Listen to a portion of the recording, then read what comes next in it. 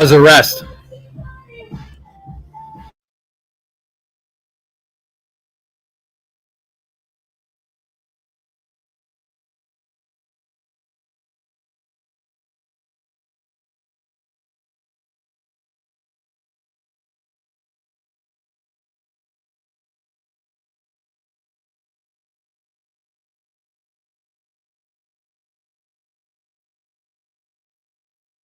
The Jason Gregor Show. Here's right side of back. Bouchard moving in. On Sports 1440. From the Oilers, Nugent Hopkins. Into the corner with Tennant. Tennant plays the puck up the boards. Here's Bouchard in front. Score! The redirection early in the second overtime. The Edmonton Oilers win game one, 32 seconds in. Period 5. What a play by Evan Bouchard. Presented by PlayAlberta.ca, Alberta's only regulated online gambling website. Watched carefully by Liddell. Across to McDavid. Moves to the outside. Moves to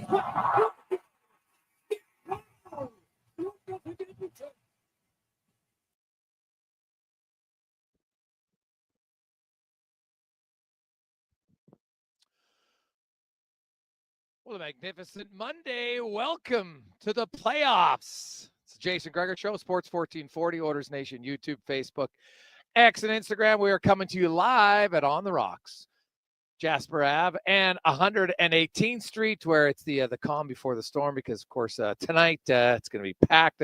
Many of you coming down, watch the games. I got even better TVs than last year. Really up things up here. It's awesome. So you want great food. Of course, you always have, how about $2 hot dogs? If you want to find a place to watch the game tonight as well, get in. You've got fireballs and highballs for $5. So check it out at OTR, Jasper Ave, and 118th Street. Oilers and the Los Angeles Kings. Trent Frederick, I think you're going to see him in the lineup. We'll get to all of that. You won't see Troy Stetcher, so I think you're going to see Josh Brown on the back end as well. It is the Gregor Show, as always, presented by PlayAlberta.ca. If you haven't been there, use the promo code Gregor100, Gregor100. And that would get you a free $100 play with your next deposit at PlayAlberta.ca. Of course, fourth consecutive season, the Oilers and the Kings will meet in the playoffs. Edmonton has won the previous 3, 7 games in 22, 6 games in 23, 5 games in 24. This year, not at home, though, to start. Does that matter? We'll see. The Kings did have the best regular season record of any NHL team at home. They also had the worst road record of all the playoff teams in the Western Conference. So, yeah, maybe good at home, not so good on the road. Doesn't really matter. In the playoffs, the last 3 years, Edmonton is 6-2 on the road, 6-4 at home. So they've won 6 games either way. Draisaitl doesn't mind playing there. McDavid, he doesn't mind playing in LA. He's averaging 2 points a game in LA, 36 points in 18 games. Or sorry, that's in the series, 36 points in 18 games. Draisaitl has 17. But even on the road, both have been very good. This season, Leon Draisaitl led the NHL with 28 road goals. He also led the NHL with 57 road points in 36 games. As we welcome Sean Brown to the show. Brownie, how you doing? Awesome. Yeah, what an exciting day. Playoffs. Yeah, just coming off the holiday. So, yeah, I'm excited.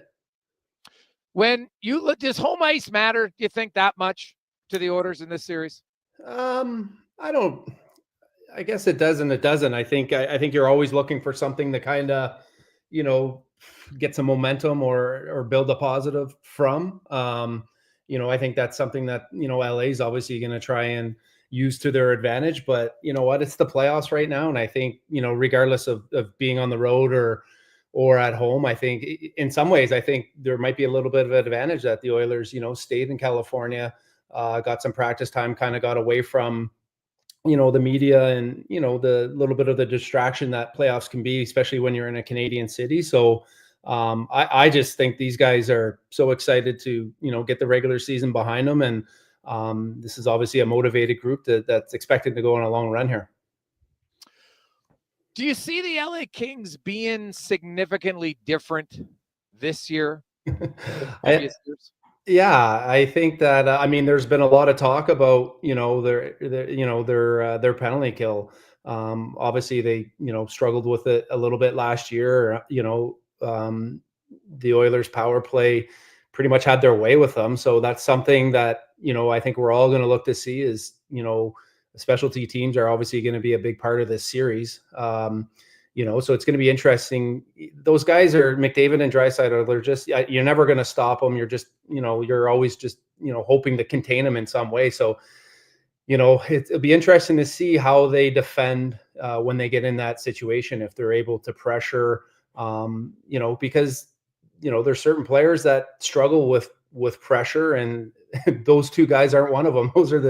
Those two guys can make plays whether they have time or they don't. Or they're being pressured. That's the special gift, and that's why those guys are so elite. Is because they're just able to make plays under pressure where most guys can't. So I'm excited to see the strategy and the gamesmanship. I think obviously there's not one pair of D, or there's probably not one line that's gonna necessarily stop those two guys. It'll be interesting to see how physical how physical they can be with playing within the rules, because if that becomes an issue where they're obviously going to want to get their licks in on those guys, but if it becomes a situation where they're in the box, I mean, it's just only going to benefit the Edmonton Oilers. So those guys are tricky to defend, just because in today's game and the way they call it, they're very, very difficult. Well, the Oilers' power play 45% in the 3 years. It went 37, then it went 45, and then it was 56% in 2023. So LA, they got to figure out a way to slow down the Oilers' power play. I know they've changed their penalty kill. It's a lot more aggressive, and they feel that'll work. But Edmonton's figured out everybody else's power. Like Edmonton was still, their last 3 years in the playoffs, they're still 32%. So LA obviously had the least success against them, safe to say, but I'm always curious how they're going to react to it. McDavid's fresh. We saw him, I think, when he returned from injury here in those 3 games. That was the most dynamic and explosive I've seen McDavid since early November. And I expect the same out of Leon Draisaitl. Leon Draisaitl, I'm told, could have easily played last week in San Jose. They're just like, why do it? There's nothing to play for. We got nothing in the standings to gain. So they rest him. And he'll come out. We know Draisaitl, his points per game in his career is 1.32. In the playoffs, it's 1.46. So to get even higher when you're already a really productive player is damn impressive. And, Doughty's a little banged up. He said that.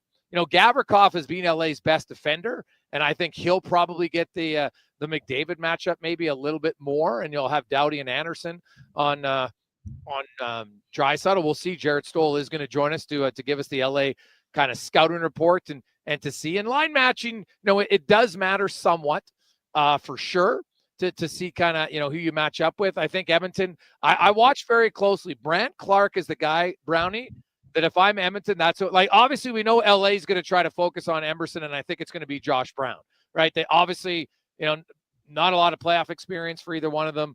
Brown's limited in what he could do. Neither one of them is a great puck mover. So, I understand why there's maybe some trepidation. I also don't expect those guys to play very much.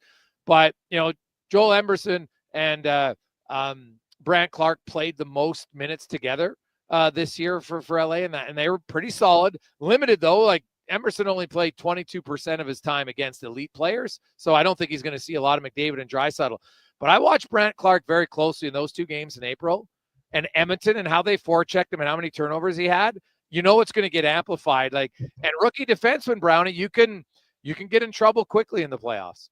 Yeah, I mean, this is a different beast. The expectations, just the overall, the environment, is it's going to be interesting. You watch, the Toronto and the series, that have started, yesterday. I think it's going to be important for, certain guys and certain teams to kind of get out there and get a feel and get comfortable and confident with their game. I know individually, if I guess if you look at, I looked at Winnipeg and Toronto, and, They're a team, Winnipeg, that, has had a ton of success in the regular season, and Hellebuck, I wanted to see, how is his first period? How is he going to handle the first couple of shots? And, how is he going to handle if he gets down a goal? And I guess if you're looking at the, Clark or the Oilers series, it's very similar to me. I want to see, who can get into their game the quickest, who can get some hits and who can get a forecheck and who can get some confidence in their game. I think that's really important. And I think that's important for a guy like Brown that's coming in with, as you said, not, he doesn't have a ton of experience, right? How does he get comfortable, and how does he get into a game and try and, settle himself in? I think that, obviously, there's certain guys, whether it's Nurse and Bouchard and Kulak and probably Wallman, that are going to eat up, a lot of the major minutes, but still those guys are going to get on the ice and they're going to have opportunity. And especially being on the road, you're always going to be in a situation where you're going to be out there at times, whether it's an icing or at different times where the matchup's not quite there. And so how are you going to react, and how, so yeah, lots of really good storylines. It brings me back, and I think about, when I was kind of going through it, right? Just all that buildup, and then the anxiety. And then it's just, how do you channel that? And how does that, because as soon as that puck drops, it's so different. Now, you mentioned anxiety, but isn't it more excitement? You're finally in the playoffs. Like, that's where you want to play, isn't it? Oh yeah, absolutely. Yeah. I mean, it's just, but yeah, I mean, you're just, the whole year, it really is, you got to look at it like it's just another game. You don't want to, it's obviously the details matter, and it's a bigger stage. You don't want to build it up to be bigger than what it is, but there is a lot of those emotions that, whether you're a first year or you're a seasoned veteran that's had success, everyone gets amped up and gets excited. And so that's, it's just, that's the human nature of it. Right. So that's, something that I kind of look to see, is because the mental game is so much and so important, and plays a big part of it. So, that's one thing, that I'll be watching in today's game, is just, how each shift goes, and early, can the skilled guys, get their puck touches? Can they, get a feel early, and, can guys get on the forecheck? Can they get their hits? Can they get their licks? Because, as soon as you get it going, it's nice because it is going. But when you're not getting it going, at times it could be a battle too. Coming up on the show today, we mentioned Zach Cassian will be by at 3:00. We got Jared Stoll in the 4:00 hour. Kevin Woodley, a real in-depth goaltending analysis of Darcy Kemper. Woodley talked about in between every series last year. Okay, what are the areas? He breaks down all the film. Every goalie has some weaknesses. We've talked about it. Stuart Skinner has some. Hellebuck had some. Everybody has it. So what's Darcy Kemper's? We'll find out from Kevin Woodley in the 5:00 hour today. Jared Stoll, of course, won 2 Stanley Cups with the Kings, a longtime analyst for them. He's also in player development. He knows the team. Why is this year different? Or will it be different? I'm not sure it will be. Zach Cassian will be by. Also, Alan May will join us. The Canadians and the Washington Capitals also will start their playoff push tonight. The Montreal Canadiens, of course, come in as the underdog for sure. We also have the Blues and the Jets. Blues down 1-0 in that series, and the Avalanche and the Stars. So a 4-pack of games tonight in the National Hockey League. We'll have some other comments. Did you happen to hear any of Rutherford's press conference in Vancouver? Oh my goodness, we'll get into that. But whew, he what? They didn't mince their words on Elias Pettersson. They expect more from him. He's got to be in better shape. He's got to be stronger. That was one thing. They're not going to hold Rick Tocchet hostage because they had an option as a team to say you have to stay. Obviously, I don't think that's smart. So they didn't do that, and now they're going to negotiate and see if he decides to sign or not. There's a kind of a throwaway comment from Elvine about Quinn Hughes. And well, we know he's always wanted to play with his brothers. So, maybe we bring them here, which some people are like, oh my God, that's tampering. I'm like, it's not tampering. It's just a comment. But God, there's a lot of drama in Vancouver. And I think Oilers fans are loving that. We'll hear from Chris Knobloch. I expect Trent Frederick to play tonight, Brownie. And I've been told that, the last few days in practice, like he's just skated with a lot more confidence. Sometimes there's a mental hurdle to get over when you come back from an injury. And I think it's going to be Brown. I know people say, well, putting Cam Tonini moves the puck better. And then Emberson's got to play the left side. Although we might see Emberson and Brown only play 4 or 5 minutes together tonight, and the rest of their minutes will be split with Kulak and Wallman type thing. What do you like? What are your thoughts? Would you go Dineen or would you go Brown? Ooh, that's a tough one. I got if I can bring it back though. Why is Kane not playing? Well, he hasn't been 100% cleared yet. That's a little bit disappointing to me because I thought the whole buildup was to get him ready for game one. I'm more surprised that Kane's not playing than the fact Frederick is. Yeah, but the Oilers, I will say this, like the injury thing, because I've had lots of people, we have texts coming in. How come Kane play last year when he's banged up, clearly, and he played, but he doesn't get cleared to play? So here's the difference. And Brownie, you can attest to this. So Kane had, he was going to require hernia surgery. It wasn't going to make it any worse. It just became a level of discomfort that you could handle, right? And eventually just got to the point where he couldn't play. But it wasn't like all the torn abs that he had, like that was all there. It wasn't like it kept getting worse. This year, you come off, you've been off for 10 months. And I know people are like, well, it's Monday. If you can't play Monday, why can you play Friday? But it's 96 hours, Brownie. You've come back from an injury some days, and you might not get cleared on Saturday. They're like, well, there's one final hurdle, and it's still 2 days later. So I don't know the exact, we all know what he's recovering from. But I think they come back and say, until you get the green light, then there's probably a cardio test in there somewhere, Brownie, that you got to pass. And so far, he just hasn't got cleared yet. I don't know. I don't. Cardio to me wouldn't be. It's just Frederick. I mean, obviously, coming back, we seen the injury, and you could see that he was in some discomfort. So high ankle. The high ankle that one surprised me. But the fact that Kane hasn't played all season and had practice time and had all this time to kind of get together, that one's just a little bit more disappointing. I was really.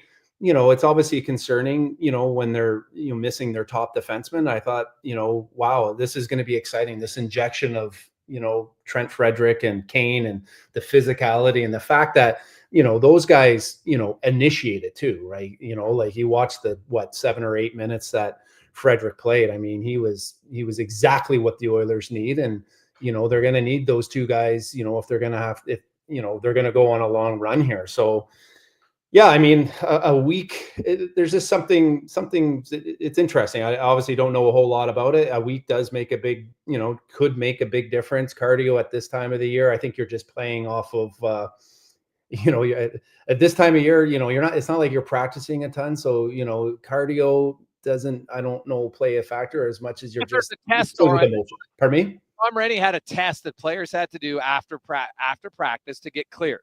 So they did the test at the start of the year, and it was like you skate behind the net, up to the blue line, stop, come back around, back, and you have to get yeah. And if you didn't reach that time, we're cleared to play. Yeah. Those tests for guys like me, not for Kane, guys that are impactful players, right? That was just the night. Yeah, but I know they did it to a lot of guys because even like their starved guys had to come back from it. But yeah, I'm not a doctor. I can't sit here and say what the actual reason. I would say if Kane was ready to play, he would play. Yeah, absolutely. Yeah. I mean, hopefully he's one of those guys that can get in, game 2. It'll be interesting listening to Spector this morning. It didn't look or sound like, Frederick could stop on both sides. I thought he was a little bit further away, but it's good. Hey, to get him into the lineup in the first game, at the end of the day, no one's going to be 100% after today's game, right? Guys are going to have to play banged up, nicked up, and guys are just going to have to be getting it out. So yeah, I mean, that's exciting. It's exciting to have him in the lineup. As far as your question about, the defense and do you have Dineen, or Brown? It's going to be a big ask on those top 4 guys. Skip one. Who are you taking, Brown or Dineen? Who would you dress? Ooh, that's a good. I guess I think I'll go with Brown for his size, right? And I think he'll probably, if you put him in, I think he's probably your most natural physical defenseman. I mean, it's. The thing that concerns me about Brown is his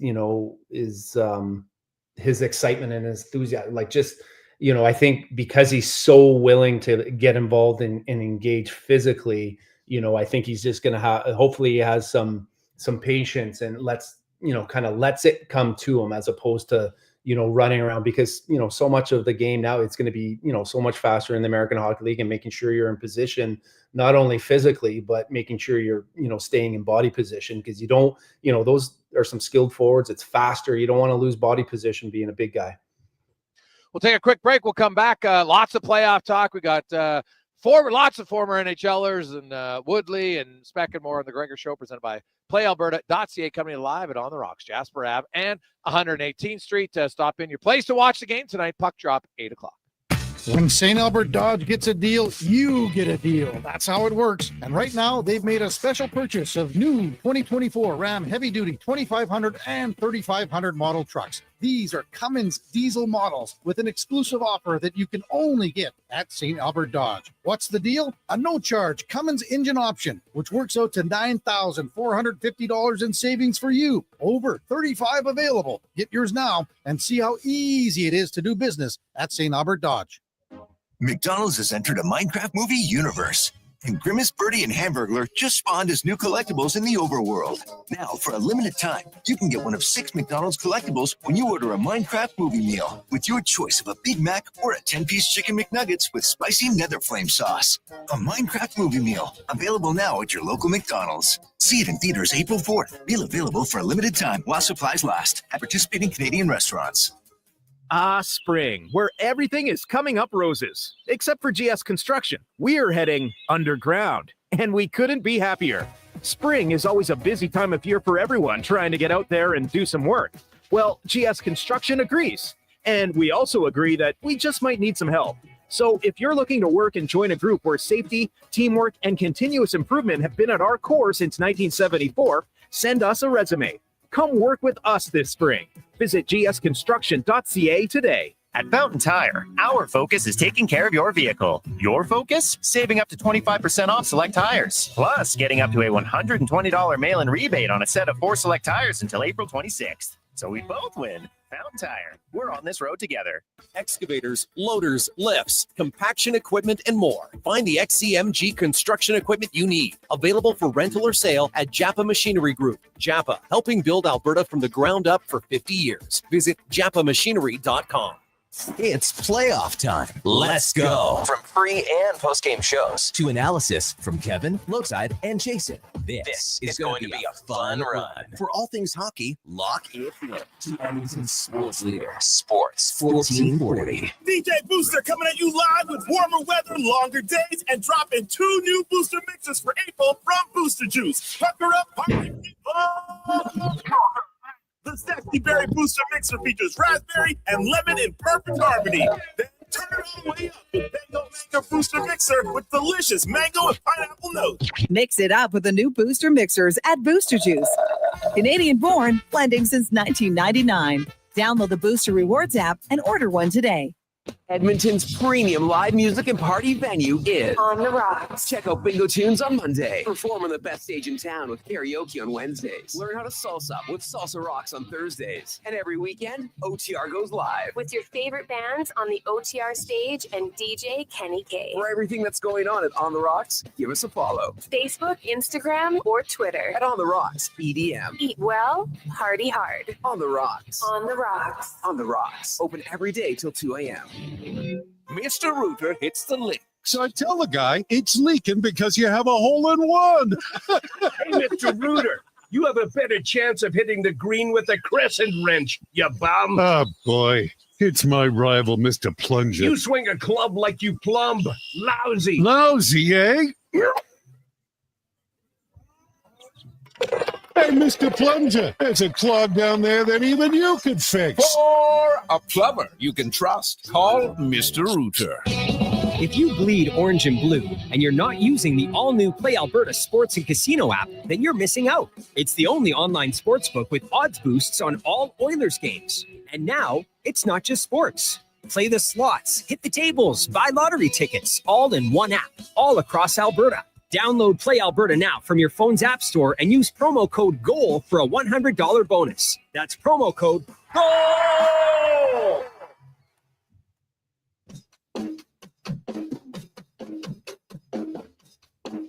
Portions of this hour brought to you by Crystal Glass, your clear choice for residential windows, locally manufactured and installed. Crystal Glass provides a beautiful product and incredible customer services for all of your residential needs. Call 310 Glass or visit crystalglass.ca for a quote. The Jason Gregor Show, the best of Edmonton sports talk and beyond. This is Sports 1440. Presented by PlayAlberta.ca, Alberta's only regulated online gambling website.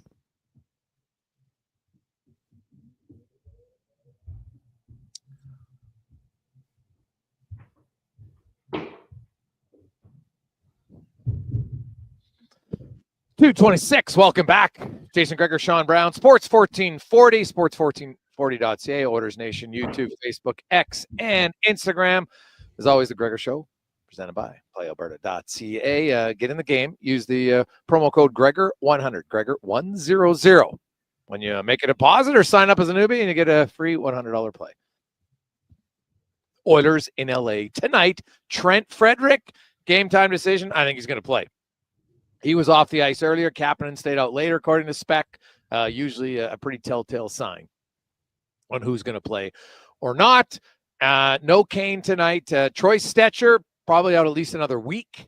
So you're going to have Josh Brown and Cam Dineen likely in switching.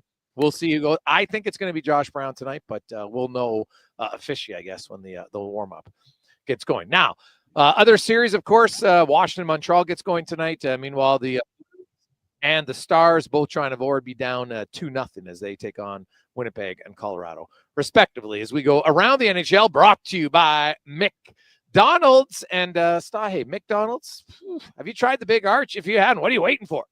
You're just like, oh, it's a playoff game. I want something. Tide me over. Try the Big Arch. Connor Halley and I agree, and we don't agree on a lot, but we think it's the best burger they've ever had. Check it out at McDonald's. Longtime NHLer, longtime analyst of the Washington Capitals, Alan May, joins us once again. Alan, welcome back to the show, man. We got the Capitals and the Canadians. I guess, can you update us? Let's start in goal. Logan Thompson, is he going to start tonight? It looks like Logan is going to start. He's been in the starter's net for the last 4 days of practice or whatever it's been. And, he had such a great season. I don't fault him for putting him in net. Probably just needed a little bit of R&R late in the season after the season that he's had. Well, you know what? You look at their numbers down the stretch, and neither one of their goaltenders' numbers were great. Thompson obviously didn't play that many. Al, the Caps really haven't had much to play for here for a while. Did you notice that? Then there was the goal chase, which I think was a great thing, but maybe there's a little bit of an emotional letdown when that happens. What's your thoughts on the Capitals' play down the stretch? Do people read too much into it? Do you think it matters? It was, they got to get back to playing better team defense.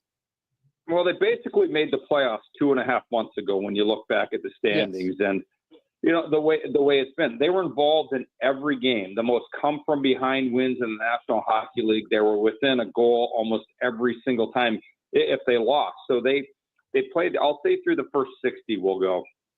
They had 2 games that they were never involved in, basically the opening night of the season and then one just after the Christmas break. And after that, I just look at it and I think consciously they made a decision as like, hey, we're playing playoff hockey all year long. And then down the stretch, they're playing all of these teams that are battling to get in the playoffs. Now, if they elevate their level of play, they're going to be worn out. They're going to have nowhere emotionally to go when the playoffs start. So I think it was kind of a conscious effort on some of them. Like, we can't go this hard all season long, and then we're going to ramp it up. I expect them to be a completely different team, and I don't think the Ovechkin goal chase took anything out of them at all. That they never altered. They never altered how they played. They didn't cater to Ovi. Ovi, wasn't cheating the game, and he found a way to continue to score those goals as he's done all season long. When you think of it, he put up 44 goals in 65 games. He would have had more than likely in the 60s the way he was flying before he broke his fibula. So that was just part of the package going down, and it gave them a lot of excitement. They were all in on. They were all so pumped for him. They wanted them to get it, and I don't think they all necessarily wanted them to get it over with. What they wanted was all the celebrating to stop. Every day they had to do something different once it was done. But I think this team, and the great thing about playing in the United States, especially down here in the South, if you don't have to live, eat, and breathe 24/7, you're not getting attacked at all times. You can go eat where you go eat. You can go shopping. You can have a life off the ice. I think they've just been waiting, and it's probably taken too long. They're probably very impatient, and by the jump they've had the last few days in practice, they're ready and raring to go. And a lot of them have paid attention to what people have been saying about them, and they don't like it. And I think that's going to be something that spurs them on as well going into the playoffs. And all of a sudden you got people saying they don't stand a chance against the Montreal Canadiens, and they want to go out and prove that they're the far better team. Alan, these are probably two of the most improved teams this year. Where do you feel like Washington's improved most that, makes you feel comfortable with them going into the playoffs?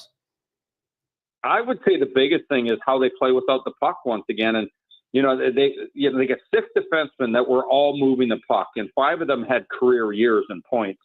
And that was the big difference between a year ago and now.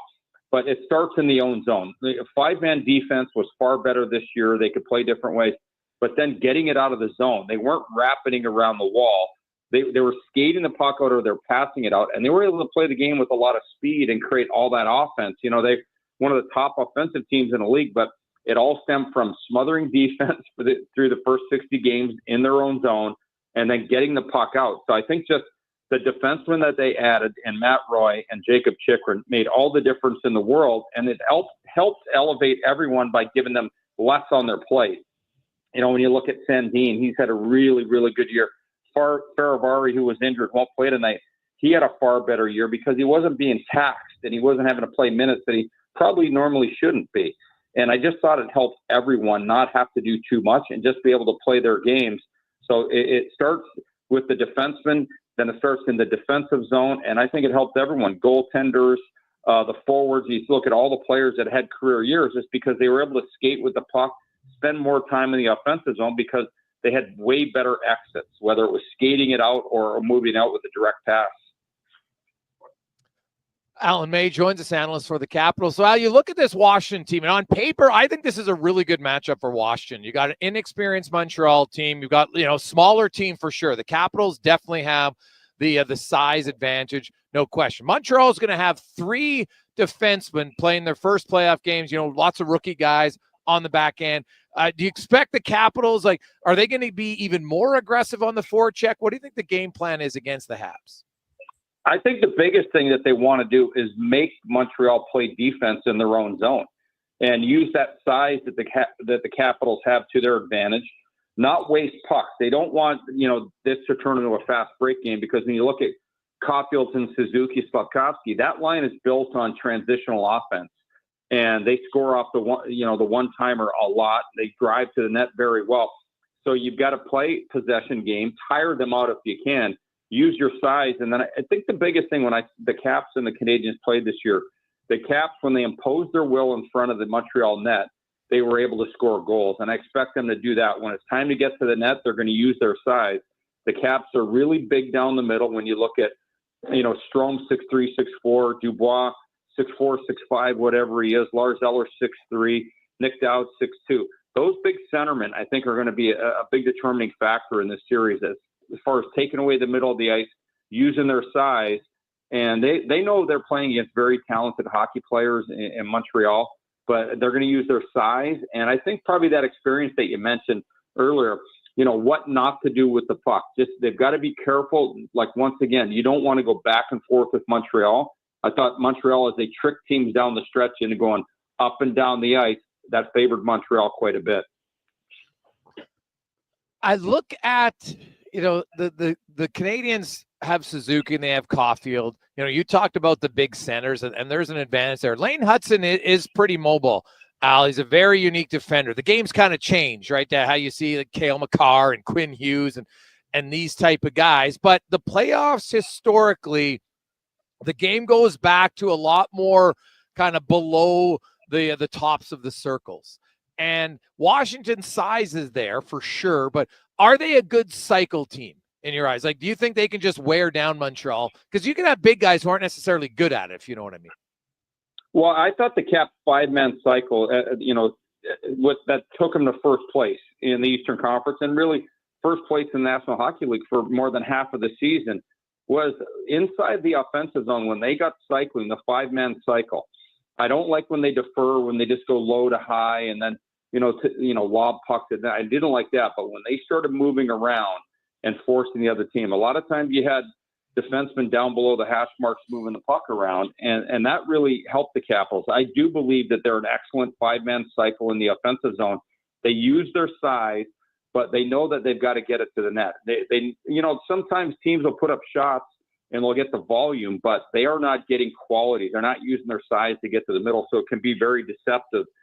Teams that just funnel the puck to the net, it's a deceptive stat when you look at, and you break down all the fancy numbers and, you're one of the best at doing that, but there's a false sense of security on the bench when you're getting a shot volume. You've got to get those shots from the interior. Yes. And when the Caps were at their very, very, very best this season, it wasn't off the rush. It was making plays from below the goal line into the inner slot, anywhere in the slot really, and getting shots with a net front presence. And then someone, usually the player that moved that puck into the slot was hurrying to the front of net and finding a rebound or getting the puck and moving across, whether he's shooting it or moving across to the other player that's already down there. So when they were at their best, they understand that's how they created their offense. And that's really what they want to do. And, you take Lane Hudson, for example. They don't want him to have the puck darting all over 200 feet all over the ice, like a miniature Roman Yossi. They want him to have to play defense, to fish, to, really work hard below the goal line.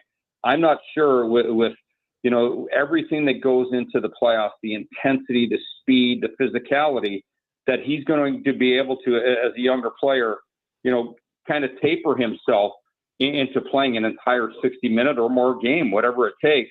That's going to be very tiring. So that's going to be something that's definitely on their radar, to wear those younger players out, and especially Lane Hudson. Don't let him have the puck. Make him play defense. Make him spend long extended shifts below the goal line, and I think that will wear him out. They've got to do it. It's one thing to say it, but they've got to find a way to do that. Al, what about Protas? When do you think he'll make an appearance in the series? Well, you never want to jump ahead and say the next round because you're overlooking your opponent, but I would expect him later in this series. He's been skating the last 3 days. I've seen him walking around, and he's basically bouncing when he's walking. He's in a pretty good mood. So they're past that danger zone of when he would slice his foot open. And so he should be ready to go. I wouldn't be surprised. Originally, I was handicapping a while back that it would be for game 3 and 4. But, it's up to them. How are they playing? Are they going to be able to dominate, or are they behind a game? Or are they behind 2 games? That'll make the decisions different, because obviously what you'd want to do is not even have to use him in the series and make sure he's definitely 100% to go in round 2 if they can get there. Yeah. Al, as always, man, great stuff. We appreciate it. Enjoy the series, the playoffs. Nothing better. Looking forward to it. Yeah. Take care, guys. Thank you. There you go. That is Alan May. And I'm telling you, man, that they get Protas back, like they'd steamroll. They'll steamroll Montreal. I just think this is a bad matchup for the Habs. I could be wrong. I think the Habs are smaller. And I do think that the way that, and Washington's played a cycle game loss of the year anyway, but in the playoffs, it's magnified Brownie. And you have size, but then you throw in 3 rookies basically on the blue line for the Montreal Canadiens. Hey man, Lane Hudson's great player. Don't get me wrong. He's had an unreal year, but playoffs are a different beast. Yeah, it'll be interesting to see how he handles the, the size, the pressure. And you got a guy like, Tom Wilson, who's, going to be a handful and hard to play against. He's going to be finishing every check, and he's going to go to the front of the night. He's just going to make everyone's night completely miserable. So it's good. It'll be interesting to see where he is and his young development. But, they're definitely a team. Like I said, when all things are equal, size does matter. Jason Gregor, Sean Brown, Sports 1440, sports1440.ca, The Gregor Show, presented by PlayAlberta.ca. We got the 2-minute warning coming up. Lots of text, some really good questions. We'll update you on some injuries, who's in the lineup tonight for the Oilers, and more on The Gregor Show, presented by PlayAlberta.ca. Wow. Ready for a silly hockey fans. Your partner in power just skated onto the ice. EWEL.ca, the new e-commerce website for electrical wholesalers Edmonton, is ready for the power play 24/7, 365. UL skates to where the puck will be in 5 years. Now that's forward thinking. Killer selection, slamming products from the best brands, and legendary service. Don't sit on the bench. Get your account today at ewell.ca and win that project. Plug into your partner in power. Get an EWEL.ca account today. Explore beyond the boundaries of capability and value during Truck Month at GMC. Right now, get 0% financing for up to 72 months on the 2025 Sierra 1500 Crew Cab Pro Graphite. With a TurboMax engine delivering 310 horsepower, GMC Pro safety features including automatic emergency braking, plus a max towing of up to 9,500 pounds. You'll be ready for anything this Truck Month. Ask your GMC dealer for details. Experience more at the Edmonton Expo Centre. Come for Canada's largest trade show, the biggest names in entertainment, exhilarating sporting events, and more. Stay for the experience. But it doesn't end there. Maximize your brand exposure with Edmonton Expo Centre's new cutting-edge feature screens, spanning Western Canada's largest venue space. Captivate an annual audience of over 1 million visitors during iconic events like Pro Rodeo, Disney on Ice, Glow, K-Days, and so much more. To learn more, call 780-660-0514. This Or isn't visit just another game. This is EdmontonExpoCenter.com destiny knocking, and it's today. great timing tonight. A milestone 14 years in the making. Edmonton Oilers playoff history, too, be made. Jeff's 33 years old, 1,000. Mr. Dirk, family run since 1939. We're experts in crafting impeccable tailor-made suits and offering a wide variety of everyday with personalized one-on-one fittings and the convenience of on-site tailoring. Mr. Dirk, elevate your style game. Visit our Edmonton store or explore MrDirk.com. Score big on style with Mr. Dirk. I won't shave till we bring home the cup. And I like to do a shot for every playoff goal. Okay. He's not coming off until we're the city of champs again. What's that? Playoff superstition that always wins? Pick up a bag of Wilhock beef jerky for every game. Playoffs. Where there's a Wilhock, there's a way. Make every Conjured up in playoff Hollywood, game a Will just Hockey north. game day with Will Hock beef jerky. Only available in Leduc. Get yours today because you don't bring home the cup with salad. Noodle, noodle, noodle, noodle, noodle, noodle, noodle, noodle, noodle, noodle. It's 1440. Noodle, noodle, noodle, noodle, noodle, noodle, noodle,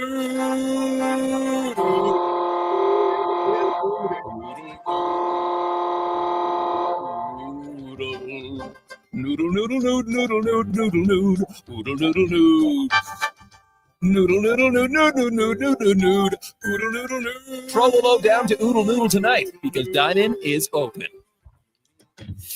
Every morning, you look in the mirror and see less of yourself. Hair loss can feel like losing a part of who you are. But it doesn't have to be that way. Hi, I'm Dr. Vance Elliott. At Advanced Hair and Skin Surgery, we understand the pain of hair loss. Our advanced hair restoration solutions won't just bring back your hair, they'll help you face the mirror with confidence. Good morning, you sexy beast. Visit drvancelliott.com today because it's time to be the man you remember. And it's another big goal from number one, Titan Supply. They're dominating this series. Looks like a clean sweep. Spring cleanup is an easy win with Titan Supply. Not only can you trust them to lift, dig, and haul, but with their spring special on industrial brooms, cleaning grime, rocks, and dirt from parking lots, streets, and more is a breeze. Their service inspections help ensure you're safe and ready for the upcoming season. Titan Supply in Edmonton, Grand Prairie, Red Deer, and Calgary, and at titansupply.ca. Lift, dig, haul. It's playoff time, and we've got a lot to talk about. This is Andrew Walker on Edmonton Sports Leader, Sports 1440. Tune in after every playoff game for the Ridge Social Eatery postgame show. The Ridge is the new hotspot in St. Albert, and it's so good.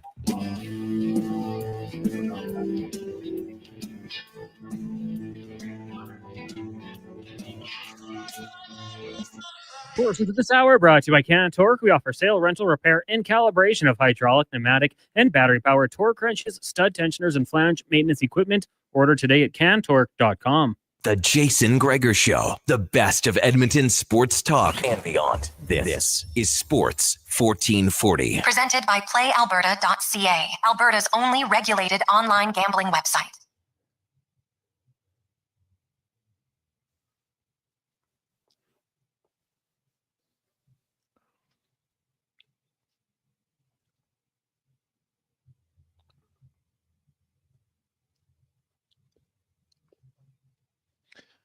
Welcome back, Jason Gregor, Connor Halley, Sean Brown with you on Sports 1440, Oilers Nation, YouTube, Facebook, and X. Hey, I know we're talking lots of hockey because the playoffs are on, also NBA playoffs ongoing, but we should mention big news as, of course, former member went to high school at Ross Shep.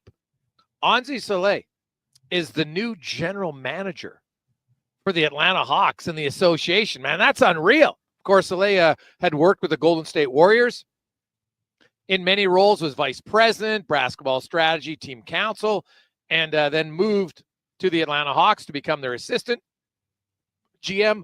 The Hawks yesterday fired their GM, Landry Fields, and promoted Soleil. So that's a pretty big story, man. Some of you probably, hey, how many people could say, yeah, you know what, my buddy in high school, now he's a GM of an NBA team? Not many. So it's pretty cool. Pretty cool for him and his family and everybody else. So I like it. Brownie, could you hoop at all? Could I hoop? Yeah. Of course I could hoop. Absolutely. That's my game right there. Honestly, really? I love basketball. I love playing. It was fun sometimes when you go down to Phoenix, just at the time, the Coyotes and the Suns, their practice facility was connected. Yeah. So we used to, I found quite often that we were able to use their court quite a bit. And one time we actually probably played a little too close to the game time. But yeah, I love playing basketball. I don't play it as much as I used to, but too close to your game time? To our game time, yeah. It was. It was a great way to kind of warm up. But yeah, I love it. I've always loved that. Michael Jordan is my favorite athlete of all time. So could you dunk in your youthful days?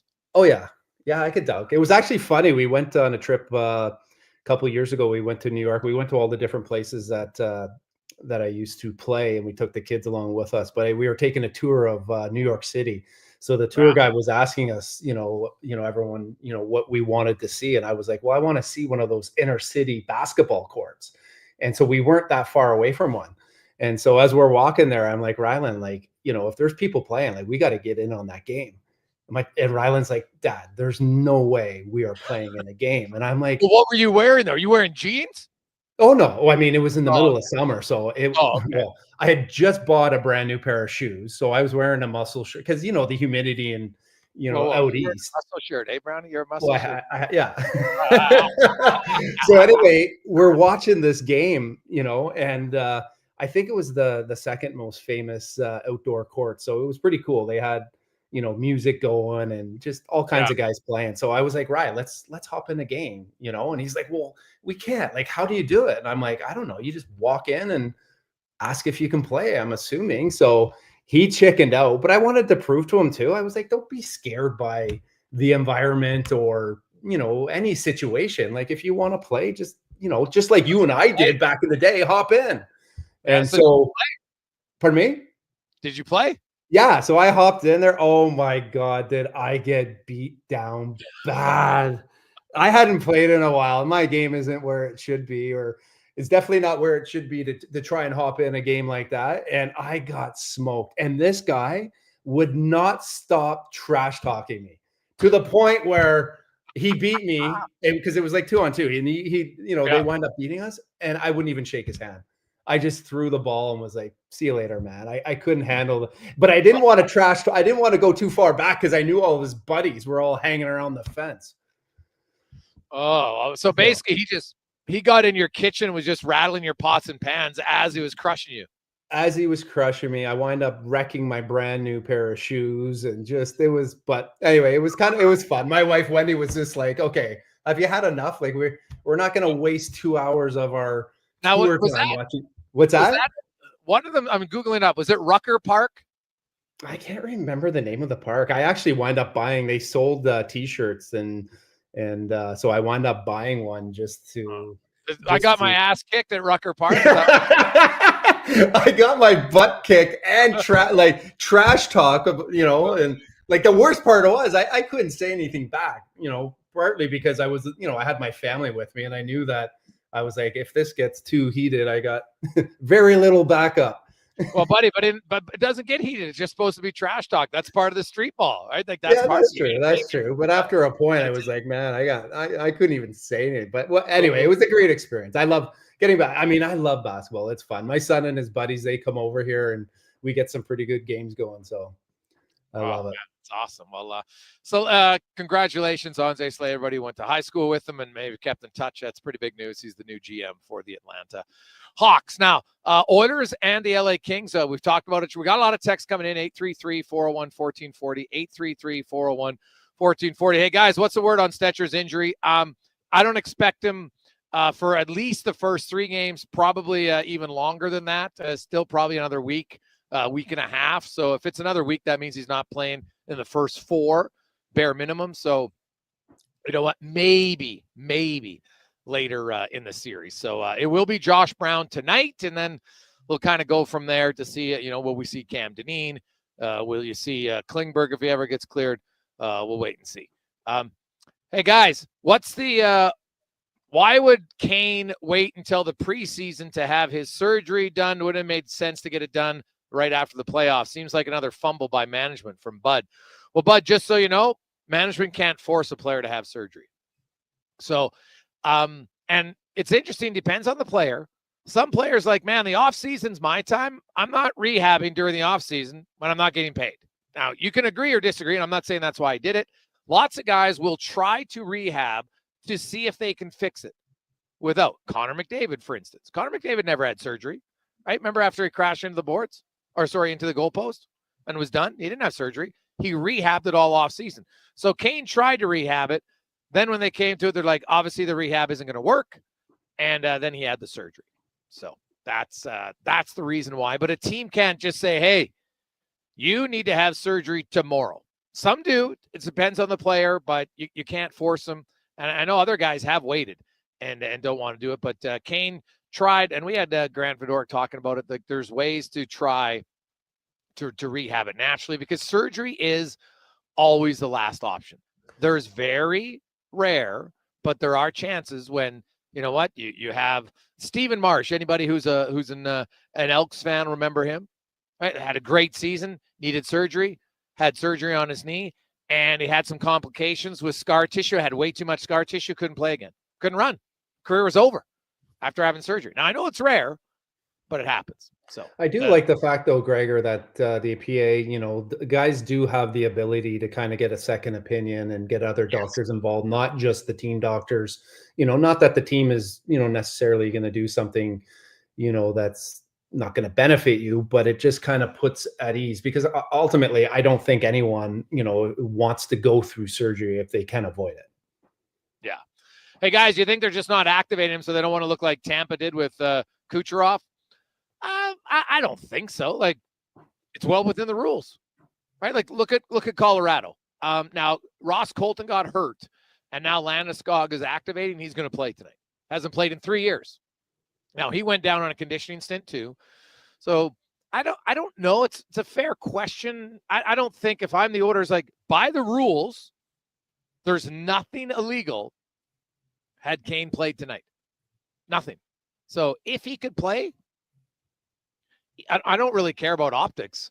I care about the reality and say, yeah, hey, you never know 100% when a player will be ready to play. So you know what? Regular season ended last Wednesday. Now it's Monday. It's 5 days. Like, think about it. Kane might not play tonight, but he could play Friday. So sometimes there is a difference just in only 4 days on whether or not a player is eligible to play or not.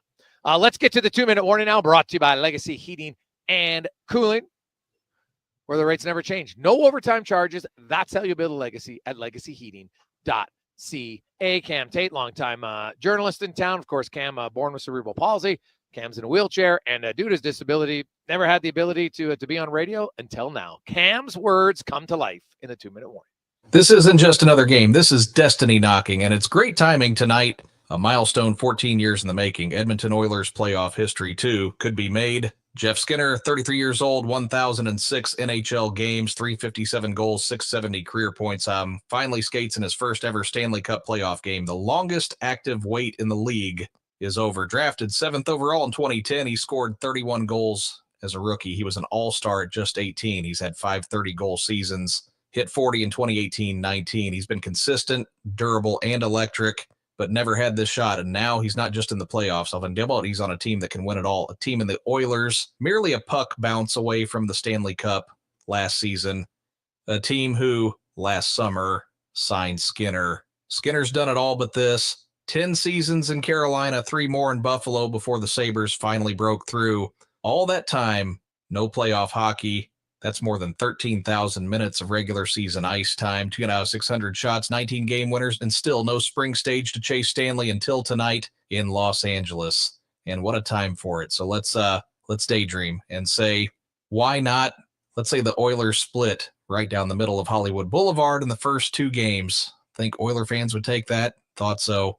Game 3, Oilers back home in Rogers Place. Remember, series tied 1-1, right? The crowd's going to be electric. I can just hear it now. Skinner comes on the ice, and just like the series, the game, it's tied. And Skinner scores the winner to give the Oilers the win and perhaps their first series lead. It sounds like something conjured up in Hollywood, just north of Los Angeles. But this is Edmonton. The Oilers are craving Stanley, and Jeff Skinner is poised to make an impact. Oilers in 6, 2-minute warning with Tater Monday, Wednesday, and Friday this week. Thank you, Mr. Gregor. Sports 1440.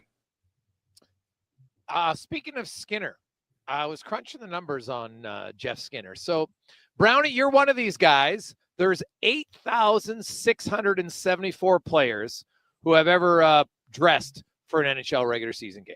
8,674. And that's guys to get on the ice, not a backup goalie who sat on the bench but didn't play. Actual guys to play in games. 8,674. Jeff Skinner is tied for 264th in games played in the regular season of 1,078. Only 263 guys have played more games than him. Tonight's his first NHL playoff game after 15 seasons. So he'll become the 4,792nd player to play in a playoff game. Like, look at Zeev Buium. Zeev Buium is a rookie. He's never even played a regular season game. His first game was a playoff game last night. So sometimes it isn't fair, but man, you got to think Jeff Skinner, like, you're waiting 15 years for this. He might feel like a rookie again tonight. Absolutely. Yeah. I mean, he, like I said, earlier, different guys that, whether you're a veteran or a first year or, it's going to be different. The good thing for Skinner is, he hasn't played in a playoff game, but, I'm sure throughout his career, he's played in other big games and he's going to have other experiences to kind of draw from as far as, preparation and anxiety and how to manage it and, keep his emotions in check. So, yeah, hey, I think we're all happy for him. I mean, that was the reason, or I think one of the main reasons why he came here is to have that opportunity to play in the playoffs, potentially win a Stanley Cup and play with, the 2 best players in the world. So yeah, it's going to be, he'll have the same nerves at the end of the day as everyone else. Those are, part of, why we kind of tune in to watch and to see, the beautiful art of the game and the structure and the skill and the ability. But I love watching, this part of hockey, the mental side of it, right? How guys prepare and how they perform, how they deal with the ups and downs, of each shift, each period. There's just so much to watch because everything just becomes that much more magnified in the playoffs. And, I guess for any sport, it's pretty easy to get behind any sport, but the NHL is just something, it's something special. It's unique. And like this year, I look at the playoffs and I look at every team, and the matchups, it really is like, if you get in there and you get some confidence, you get a hot goalie, you get on a run. I mean, anyone can win in any of these series. Jason Gregor, Sean Brown, Connor Halley with you on Sports 1440, Oilers Nation, YouTube, Facebook, and X. Let's get to Sports 1440 update brought to you by Booster Juice. Mix it up with Booster Juice and their new Booster Mixers, the Zesty Berry Booster Mixer and the Bango Mango Booster Mixer. Download the Booster Reward app and order one today. The Sports 1440 update. Finally here, Game 1, Oilers-Kings go tonight down at Crypto.com Arena. Puck drop just after 8 o'clock. Our pregame coverage with Andrew Walker and Donovan Paulson gets going at 6 right here on Sports 1440. Elsewhere at 5, you got the Canadiens and the Caps at 5:30. Jets host the Blues, and at 7:30, it's the Avs taking on the Dallas Stars. In the association, 2 games tonight. Game 2 between the Knicks and the Pistons goes at 5:30. Then at 8 o'clock, you got the Clippers in Denver to take on the Nuggets off the court. Landry Field's time for the Atlanta Hawks is over. The team fired their GM and promoted assistant GM in Edmonton, native Auntie Saleh, to replace him. The Hawks finished 8th in the conference last season at 40-42, failing to qualify for a playoff spot. And in the majors, Jays in action. They're in Houston taking on the Astros just after 6 o'clock. Earlier today, Red Sox doubled up the White Sox 4-2. Hit the Marlins over the Reds. Yankees taking on the Cards. Tigers host the Padres. Phillies in New York to meet the Mets, and the Braves hosting the Cardinals. Coming up in hour 2 of the Jason Gregor Show, we will be joined by former NHLer, former Oiler Rafie Torres. We'll also discuss the Oilers with Gene Principe of Sportsnet. I'm Connor Halley. This has been a Sports 1440 update. 1440, a Stingray radio station broadcasting on Treaty 6 territory. Download the free iHeartRadio app and listen to CKJR wherever you go. Find the perfect tractor for any job at Edmonton Kubota. Their massive selection of compact tractors has something for everyone, whether you're tackling small tasks or big projects. And right now, take advantage of 0% financing for up to 72 months. It's never been easier to get the power and reliability you need. Come down to Edmonton Kubota today and drive away with the tractor that's just right for you. Edmonton Kubota, where your perfect tractor awaits. DJ Booster coming at you live with warmer weather, longer days, and dropping 2 new booster mixes for April from Booster Juice. Pucker up, party people! The Sexy Berry Booster Mixer features raspberry and lemon in perfect harmony. Then turn it all the way up with Mango Booster Mixer with delicious mango and pineapple notes. Mix it up with the new Booster Mixers at Booster Juice. Canadian born, blending since 1999. Download the Booster Rewards app and order one today. Whether you're a craft beer connoisseur or more of a wine aficionado, there's always something new to discover at Sherbrooke Liquor, a unique, family-owned, independent liquor store. The selection, incredible. The non-alcohol section is also very impressive. Sherbrooke Liquor, expert, knowledgeable staff with a passion for unique finds. More than just a liquor store, we're a community. Alberta's best. Magnificent Monday. Welcome. Wine, spirits, and oodles of beer. Visit SherbrookeLiquor.com. Is it Riverside Motorsports? No. It's Riverside Motorsports. Over 55 years in business, and people still get it wrong. Guess it's time to get it right. Riverside Motorsports. Jason Gregor, Sean Brown, Sports 14 for business. You know how you look forward to all your favorite sports coming back in the spring? Soccer, Connor Halley, baseball, golf. Well, GS Construction looks forward to getting back to work with the warmer weather. We're all excited and geared up for this very busy time of year. The groundbreaking season is upon us, and GS Construction is ready to roll with all sorts of new projects. Projects that help the community and make the place we live in better. For more on what we do, visit gsconstruction.ca.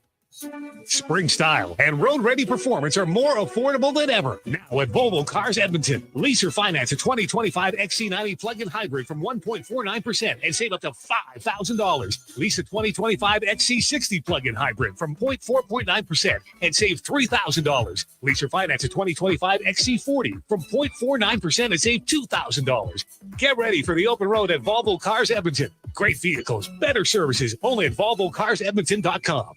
Hey, sports fans, we've got a clear choice for you. At Crystal Glass, we provide customers with the perfect glass for any job. From home to auto and even commercial, installation or repairs, we're your team. Call 310 Glass or visit crystalglass.ca. Crystal Glass.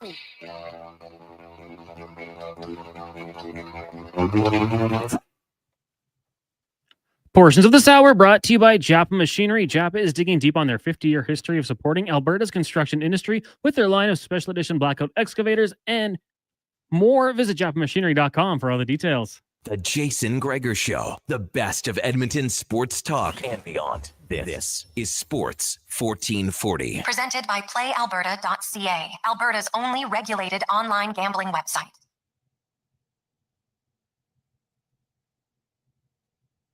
Just after 3 o'clock, it is game day. Sports 1440, Oilers Nation, YouTube, Facebook, and X. Of course, 4 games in the National Hockey League playoffs. Canadians and Capitals start their series. Jets up 1-0 on the Blues. Stars down 1 at home to the Avs. And then the Oilers and the LA Kings for the 4th consecutive season will get going. We are live at On the Rocks, Jasper Ave, 118th Street. Your place to watch the game tonight. Get in to like $2 hot dogs if you like. You can get $5.25 highballs, and they got Jaeger and Jameson and so many other specials. Jasper Ave at 118th Street. Sean Brown with us, Connor Halley, Jason Gregor. Remember, PlayAlberta.ca. Use the promo code Gregor100. That's 100 and get a free play. Now let's get to our big guest of the day, brought to you by Silent Rides Charter Company, one of Alberta's premier bus charter companies with state-of-the-art motor coaches that will safely take you or your group to your next destination. SilentRides.ca. As we are joined by a former NHLer, was also a member of the Edmonton Oilers, and was a crucial piece of that 2006 run to the Stanley Cup final. Rafie Torres joins us. Rafie, welcome back to the show, man. How you doing? I don't know. Do we have him, Cons? Oh, there we go. Raph, are you there? Yeah, can you hear me? I can hear you now, buddy. I can hear you now. Gregor, how are you, bro? It's nice to hear your voice, man. Holy, hearing your voice brings back a lot of nice memories, man. Hey, that's good, buddy. Hey, I'm great, man. I'm great. You? Things are good. How's the kids? How's the fam? How's dad? Holy, man. No. It's listen. This is it's a lot of fun. It's interesting, being a dad of a 15-year-old daughter and 12-year-old son, and I didn't think I had it in me, but especially after my days in Edmonton. But you know what? I love it. I wouldn't change it for anything. Oh, that's awesome. Well, as now they reach the teenage years, they see if you, geez, Dad, you were not bad, right? You just got to show them that highlight clip of 2006 playoffs. Whew. Well, my daughter thinks I'm the biggest idiot ever to play hockey because all her friends just are like, "This is what your dad did." I mean, listen, at one point I actually knew how to play hockey. But speaking of that, I've been watching some of the old tapes and stuff, and I'm like, shit, man, fuck. Sorry for the language, but you know what? I used to be pretty good out there. I was staying out of trouble and playing hockey. Yeah, no, well, hey, it's funny that the 2006 series, when you're down to San Jose, and the hit on Mahalik totally changed the series. He was one of their better guys, and back then it was clean hit by the rules of the game. The game's changed now. And then you, Pekka, and Pisani just kind of came aligned, and you guys dominated. Like, did you sense like the series switched a little bit on that hit? Well, like looking back now, I do, but at the time, I just was just finishing a hit 3 or 4 seconds late, but just doing my job. But now I look back and I'm like, geez, I guess it was a pretty instrumental part of the series, and we kind of. Obviously Pisani having the playoffs that he did, and Pekka and Prongs. You know what? It was nice to be a part of something that I guess everybody talks about it being a big part of the series and a big momentum changer. But for me, it was just kind of going out and playing hockey. Brownie. Yeah, Rafie, I was just kind of curious to get your point of view. It looks like Josh Brown, probably the most physical player in the Oilers lineup, is going to get a chance to play tonight. Doesn't have a ton of playoff experience. Like, what would your advice, what advice would you have for him being a physical player, playing his first game in the playoffs, and how to manage the emotions and his physicality in a game, like this? 100%. I think you got to make an investment. Every finished hit is an investment, so that come game 5, 6, 7, they're thinking twice about going back to make that play, especially if that's the type of game. For me, I made sure that Pisani and Pex knew that, hey, if you throw it in my corner, there's no puck there. I'm just going to hit. You guys got to be there to grab that puck, right? So he's got to be able to communicate with his line mates. And I wanted it in that corner. It had to be in my corner and get on the body and get the puck to Pex or Pisani's hands and let those guys do their thing. And Rafie, like you like that style of play. Like Trent Frederick is a similar player to you. He's got some skill, but he likes the physicality factor. And I know like the game today it's changed a bit. Like there's not as much, intimidation and fighting, but there's still a physical intimidation. And I like your word that you said there. It's an investment for later on in the series. And even if only one time a guy suddenly hurries to get the pass away because he doesn't want to get hit for the 80th time, in that game, that's why you do it. And can you talk about how, as much as you want it to be physical, like how much more taxing is it on the hitter, not just the guy getting hit? Listen, for me, I was built a certain way that, being physical was just my nature. I had two older brothers growing up. I was getting tossed around my whole life growing up. And I just felt like, for me, it was a chance to get noticed into the game. Right. So, I wasn't able to kind of take the game over and slow it down like some of these offensively gifted players, but I had to find a way to get myself involved and being physical. I mean, it was a little easier back then because you can I'm not saying that every hit I threw was dirty, but, they wouldn't call all these if you're off your feet a little bit, maybe you finish with an elbow, like they would just let that stuff go. Right. So it was a lot more easier to be physical back then as I feel like it is now. Like, these guys are so fast, they're so strong. And, I don't think I'd be able to play in this game right now because, like I said, they're just too fast and physical. The plays happening so quick out there that, I feel like I'd be destined for danger. You might be underestimating yourself. You're a pretty fast player, and you definitely were comfortable in the physical side. Hey, you also scored, a few goals a few times. So, do you watch the playoffs? Like, as a guy who, when you get to experience a Stanley Cup final and all the playoffs that you played in, I'm sure it brings back. Like, do you find is it fun for you to watch when the playoffs, come around now?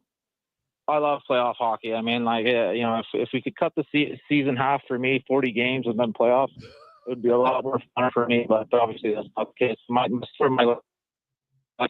Just found hey, listen, it's a long, grueling year, but there's nothing better than NHL playoffs. Going at it every other night, leaving it all on the line. Like guys like Jason Smith blocking shots with their face, Stevie Stais. Like, how do you not compete at a high level day in and day out for your teammates, right? Especially with that team we had in Edmonton. Geez, I miss those guys so much.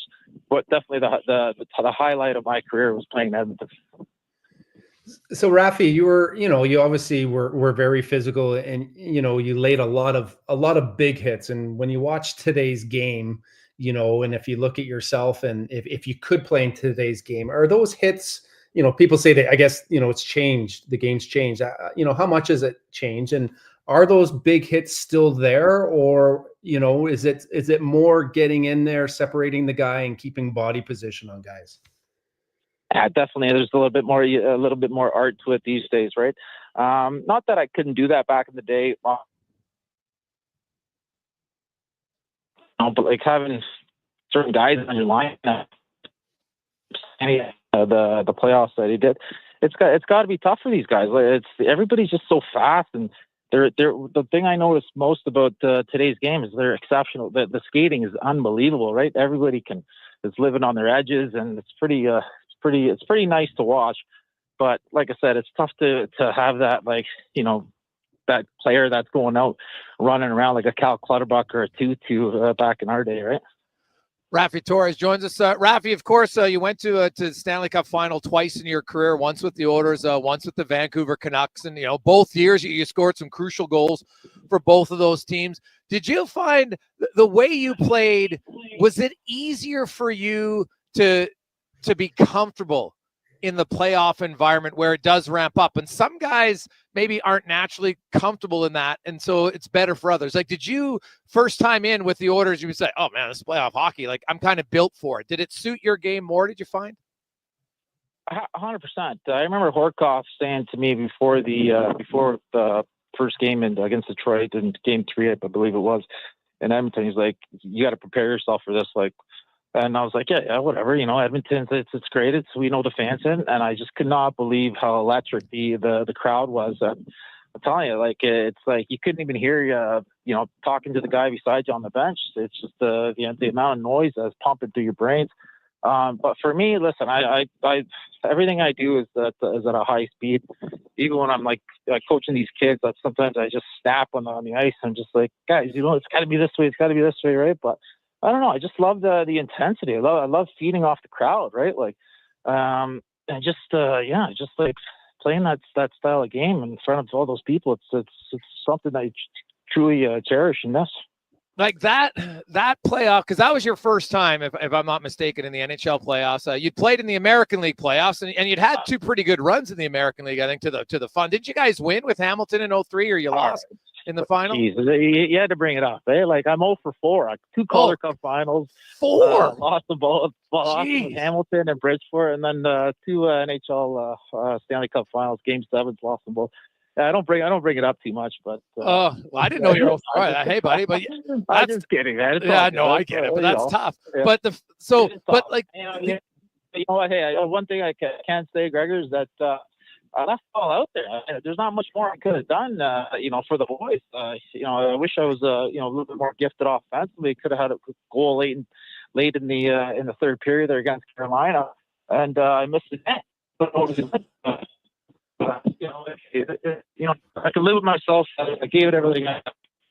Yeah, well, hey, no, I don't. No one ever. The one thing anybody would say about Torres is there's never a question of that you gave it that all you had. And those experiences though. But going back to 2006 and in that arena, and because the new arena is loud and it's a little bit bigger, but I think it doesn't have the same sound acoustics because of it. And that first game, when you were in the room, even before the game, like before the warm up, like, was it deafening even then? And obviously as it ramped up, like I'm guessing in the Stanley Cup final, it was off the charts. But do you have like a memory where you were just sitting there like, what is going on here? Like this is different than it. And the regular season's pretty loud, but where was the first time when you were just like, oh my God, this is a different beast here in the playoffs for the crowd? It's already Game 3 for sure. Like going onto the ice for the national anthem. I can't remember the guy's name, but like I said, just to let and for me, looking over at being like, oh man, as we made it, we're playing the Stanley Cup Finals. Like, what a cool experience. Be able to tell my kids one day, all that kind of stuff. So you know what, it was truly so fun. Well, Raf, always good to catch up with you, man. Hopefully, are you coming in for are you doing the Scotiabank this year? Because you've played in that before, I think. I don't know if I am. I haven't got the call for that one this year, but who knows? I'm always ready to jump on a plane and go watch a game in Edmonton. I love it. Oh well, hey, maybe we'll have to see you here in the playoffs soon. Well, it's always good to catch up with you, man, and enjoy fatherhood. Thanks, Gregor. Good to hear your voice. Thanks for having me on, guys. Take it easy. You betcha. There's Rafie Torres. Really good guy. I love it. He's like, man, I still like, you can hear it, Brownie. Like guys like, and Rafie's not that old. What is Rafie? Like probably like 42, 43. I could look it up. So, he's been out of the game for a decade, I guess. But like, it doesn't, you could still tell like, man, playoff comes around. He's like, God, I wish I could play. Like, even though he doesn't play, he could still play in today's game. Torres was a good skater. He could play in today's game. No problem. Yeah. I think he's kind of underestimating how good he is and what a missile. He's exactly right. Like, he was powerful and he hit to hurt and he was unpredictable. And he's exactly what, the Oilers, how much would you love to have a guy like that in your lineup now, right? That the physicality, the unpredictable part of his game. And he's a big guy, actually. I remember him coming out, I think it was in last year's run. I think he came out with his son. And I'm always amazed when I see guys, I never liked to see guys before I played them, like in warm up or in the hallways. And, he was one of those guys that I seen off the ice and I was like, man, he's a big guy. He's a lot bigger than what I thought. How he came across on the ice, and thick guy. Yeah, thick is a good description for him. Like upper body, real compact, right? Like I think Rafie was maybe like, he's 6 feet tall, but he was close to 215 or 220. Like, and he could skate, and he would skate through guys when he delivered a hit. I know there were some dirty hits late in his career for sure, but even his clean hits, like he would run guys over. And like Trent Frederick, that's what he will bring, an element of physicality that I think the Oilers lack. And then when Kane comes back in, either in Game 2 or Game 3, Now you're going to have 2 guys. And I think that's a big difference for the Oilers in the makeup of just how you can change the game with a body check. Because not everybody can change the game with a goal. There's not that many goals in the game, right? But you can change momentum. You can get the other team off of it. And you can really elevate your bench and your crowd if it's at home with a big hit. Well, what I like most about those guys is they know exactly what they are. You're not asking them to do something they're not comfortable with. And that's why I like Brown, Josh. He's just naturally a physical guy. He wants to hit. He wants to get engaged, and that's what you get, in Frederick, and that's what you get in Kane. And unfortunately, we didn't get a chance to see too much of that during the season. And they miss that at times, right? There's always times throughout the season where there's lulls in certain games and times of the month where you need those energy guys that are going to go out there and, that's what they feel comfortable doing. You're not asking them to do something they're not capable of or willing to do. And, and then, you get that in the playoffs. It's just, you need that unpredictability. You need those guys that are going there, that are going to get in there and, play heavy hard and make guys pay a price. So yeah, having, if Frederick's in, I look forward to seeing, how impactful he's going to be, because his 7 or 8 minutes that he played against, LA was probably the best 7 or 8 minutes I've seen, a guy almost play this year, so, like he got to the front of the net. He didn't wait for something to happen, right? He was pushing guys. He was in guys' face. That's exactly, those guys are hard to find now. So it's nice that they got a couple. Quick break. When we come back, we will go out to Los Angeles, dig in more on the Oilers and the LA Kings. We got Jared Stoll coming up next hour. Kevin Woodley still. And trust me, you're not going to want to miss it. Woodley's got his scouting report on Darcy Kemper. So we'll break that down and more on the Gregor Show, presented by PlayAlberta.ca, coming to you live today at On the Rocks, Jasper Ave and 118th Street. Your place to watch the games tonight, Wednesday, Friday, every night, of course, for playoff hockey. And you got specials tonight, but how about $2 hot dogs during the game, $5.25 highballs and more at OTR Jasper Ave and 118th. A pizza from Papa John's is already pretty great, but you know what's even better? 2 pizzas from Papa John's. For a limited time, get a medium 1-topping pizza for only $6 when you order any large specialty pizza at regular price. The works, the meats. Pick your favorite specialty pizza and get even more delicious Papa John's to enjoy. Whether you're feeding your family, your team, or yourself, get your next meal from your locally owned and operated Papa John's. Better ingredients, better pizza. Papa John's. Hey, Alberta. The all-new Play Alberta app is here. Casino, sports betting, lottery, all in one app, right on your phone. And because it's Play Alberta, you know it's safe, secure, and reliable. Download it now and play over 500 online casino games, live dealer tables, and unique games you'll love. Plus, bet on sports from anywhere in the province. You in? Download Play Alberta now from your phone's app store and deposit using promo code OIL for a $100 casino bonus on the house. That's promo code OIL for a $100 casino bonus. At Fountain Tire, our focus is taking care of your vehicle. Your focus? Saving up to 25% off select tires. Plus, getting up to a $120 mail-in rebate on a set of 4 select tires until April 26th. So we both win. Fountain Tire. We're on this road together.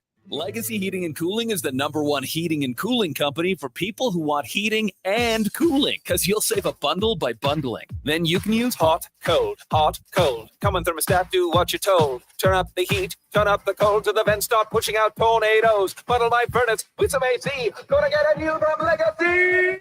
Oh, yeah. Save a bundle when you bundle your new furnace and AC from Legacy today. Plus no payments and no interest for 1 year. That's how you build your legacy. Legacy Heating and Cooling. McDonald's has entered a Minecraft movie universe. And Grimace, Birdie, and Hamburglar just spawned as new collectibles in the overworld.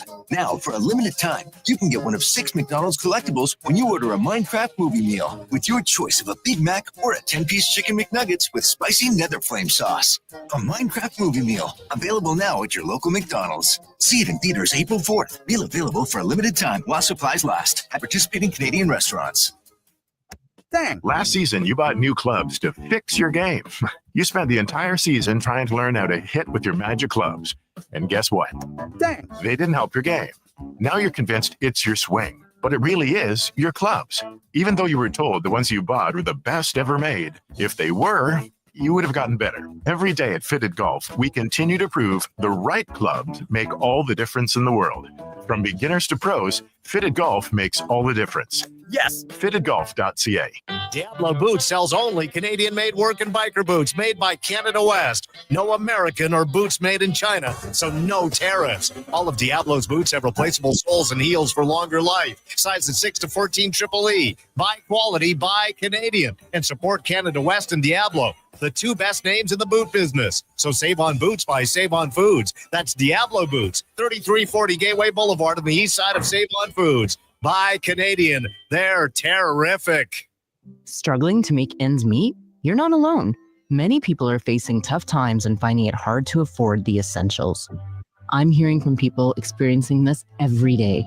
An investment so that come game 5, 6, 7, trustee especially if you that for me, like this, come game 5, 6, how do you talk or visit my daughter thinks I'm the biggest idiot ever to play. You got to play hockey. But speaking of that, I've been watching some of the hockey. I'm like, shit, man.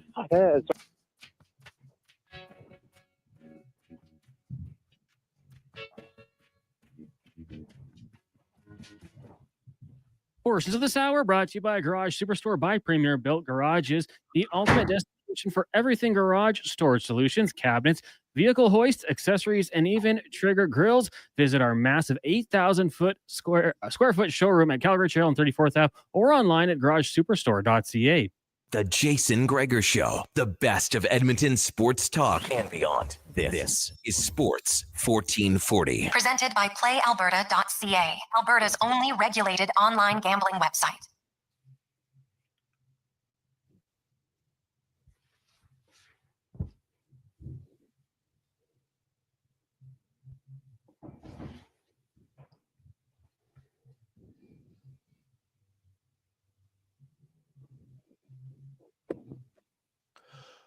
.328. Welcome back, Jason Gregor, Connor Halley, Sean Brown with you on Sports 1440, Oilers Nation, YouTube, Facebook, X, Instagram. Sports1440.ca is always presented by PlayAlberta.ca, Alberta's only regulated online gambling website where 100% of the revenue stays right here in the lovely province of Alberta at PlayAlberta.ca. And tonight, the game isn't in Alberta. It'll be in Los Angeles. The Oilers and the Kings, the fourth consecutive season. The Oilers and the Kings will meet in the playoffs in the first round. Only the second time in NHL history. Two teams have met 4 years in a row in the opening round. The last time, the only other time it happened was Montreal and Boston in 4 years in the mid-'80s, and Montreal won all 4. So the Oilers will be looking to match that starting tonight as we get to the Oil Report, brought to you by Volvo Cars Edmonton. Right now, you can lease Volvo XC60s, XC90s, plug-in hybrids. You can lease finance them at 1.49%, and you can save up to $3,000 all the way up to $5,000, depending if you get the 60 or the 90. Great vehicles, better service. Volvo Cars Edmonton.com as we go out to California. Gene Principe from Rogers Sportsnet. He'll be on the broadcast tonight. And Gino Trent Frederick is Josh Brown. It looks like he is also in. Trent Frederick, the last few days, it just seems like he's looked better skating from what you've seen up close. Is that fair? Yeah, I would agree. Hey, Jason and Sean, I think that when you don't know a player very well, having watched him a bit in Boston, and when he is returning from the injury that he had as the Oilers acquired him, he seemed to be skating well before he returned to the lineup and then was re-injured. But now that I've seen him more, I would concur with you that he seems more comfortable. He looks like he's back to being, I don't know if he was 90% or whatever he was going into his first shot at being an Oiler. He looks, whatever that percentage remained to get to as close to 100% as possible, that's what he looks like now. Like, he looks like he's comfortable. The ankle is healed, and he's ready to be Trent Frederick, which we saw in that 7 minutes and 10 seconds that he played against LA. I think people fell in love with him pretty fast because of just his style, his demeanor, his energy. So I would say that he's now back, and whatever he felt like before, he appears to look better and feel better going into this second shot at being in the Oilers lineup. Well, it's funny because we just spoke to Rafie Torres, who was a very similar style of player in being aggressive and assertive. And we've seen in the past when Torres was here, a big hit can turn a series around, arguably against Mahalik in Game 3 against the San Jose Sharks. And, Trent Frederic has that element to his game, Gene. He's going to start, it looks like, on a line with Nugent Hopkins and Skinner on the right side. He is a left shot, but he's played a lot of the right side. I still think we're going to see Frederic at some point here on a line with Leon Draisaitl. Yeah, I one of the things that the coach said, I think it was yesterday, I've been in California so long, I might have to pay taxes. This has been the strangest trip that looked like it might end early in regards to coming home and then going back out. And but here we are.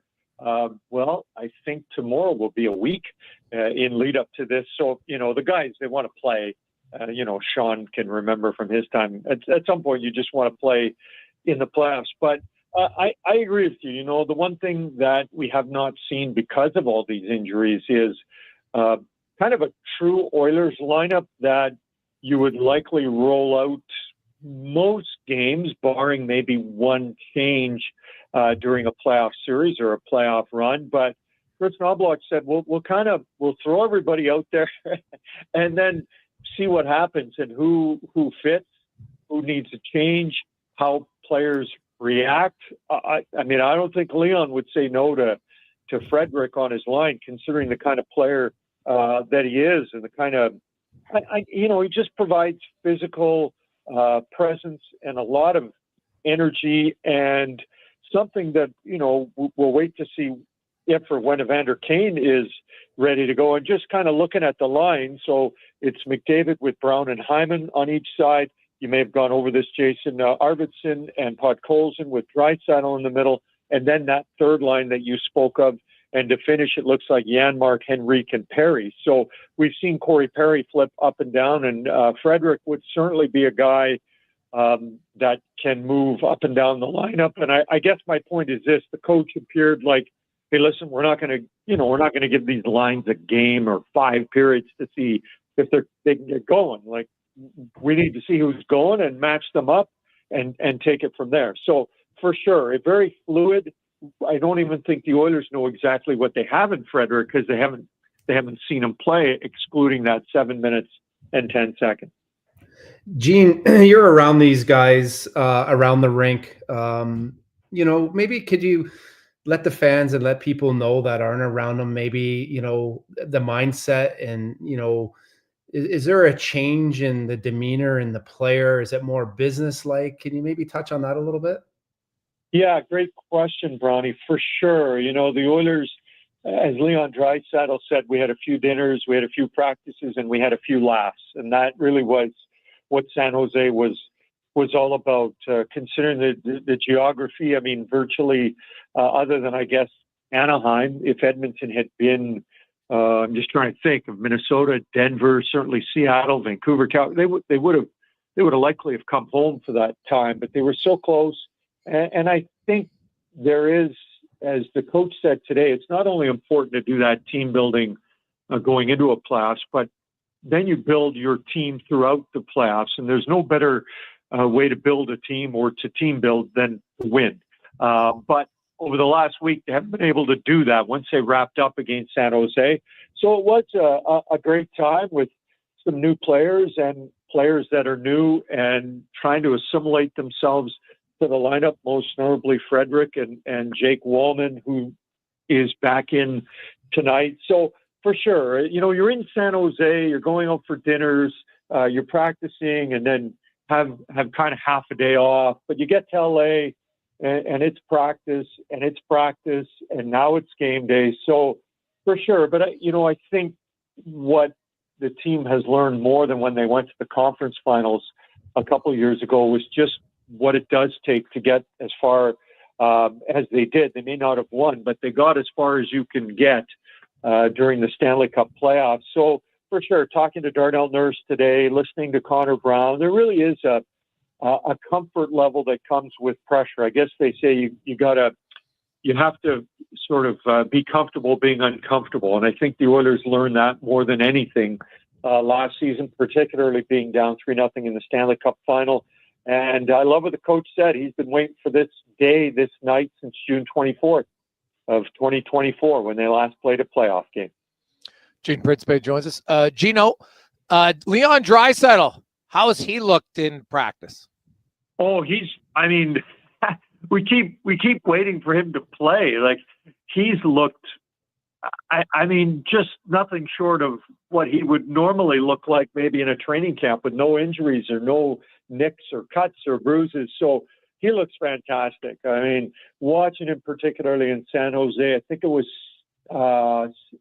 Saturday or Friday, I think it was. I was like, this guy's ready to go. Like, there doesn't seem to be, we were talking about Frederick a bit, any lingering issues or potential problems. In the case of Leon, there doesn't look to be anything that would hold him back from being, a king of pain. We all remember what happened with Mikey Anderson and that high ankle sprain that looked like we're all thinking this guy's out for who knows for how long. But there is a guy that understands there are certain times where you have to play with pain. And Brownie, I know you have either experienced it yourself or seen it in dressing rooms when it is this time of the year, short of something, even when it might be broken. The hockey players are a different breed when it comes to making the ultimate sacrifice of a pain threshold that is hard for the normal human being to understand in order to win the chalice, a piece of silverware that they've thought about for decades. Yeah, Gene, it is amazing to kind of, at the end of every playoff series to hear what guys actually played through is quite remarkable. Let's talk about the other great, player, McDavid. I mean, I love the fact that, a while back here, he came out in the media because there was a lot of chatter about the injuries and the walking wounded. And he just, I think Paul Coffey talked about it early in the season. This guy's just going to will, the Oilers, to a Stanley Cup one day. Where's he at and how has he looked?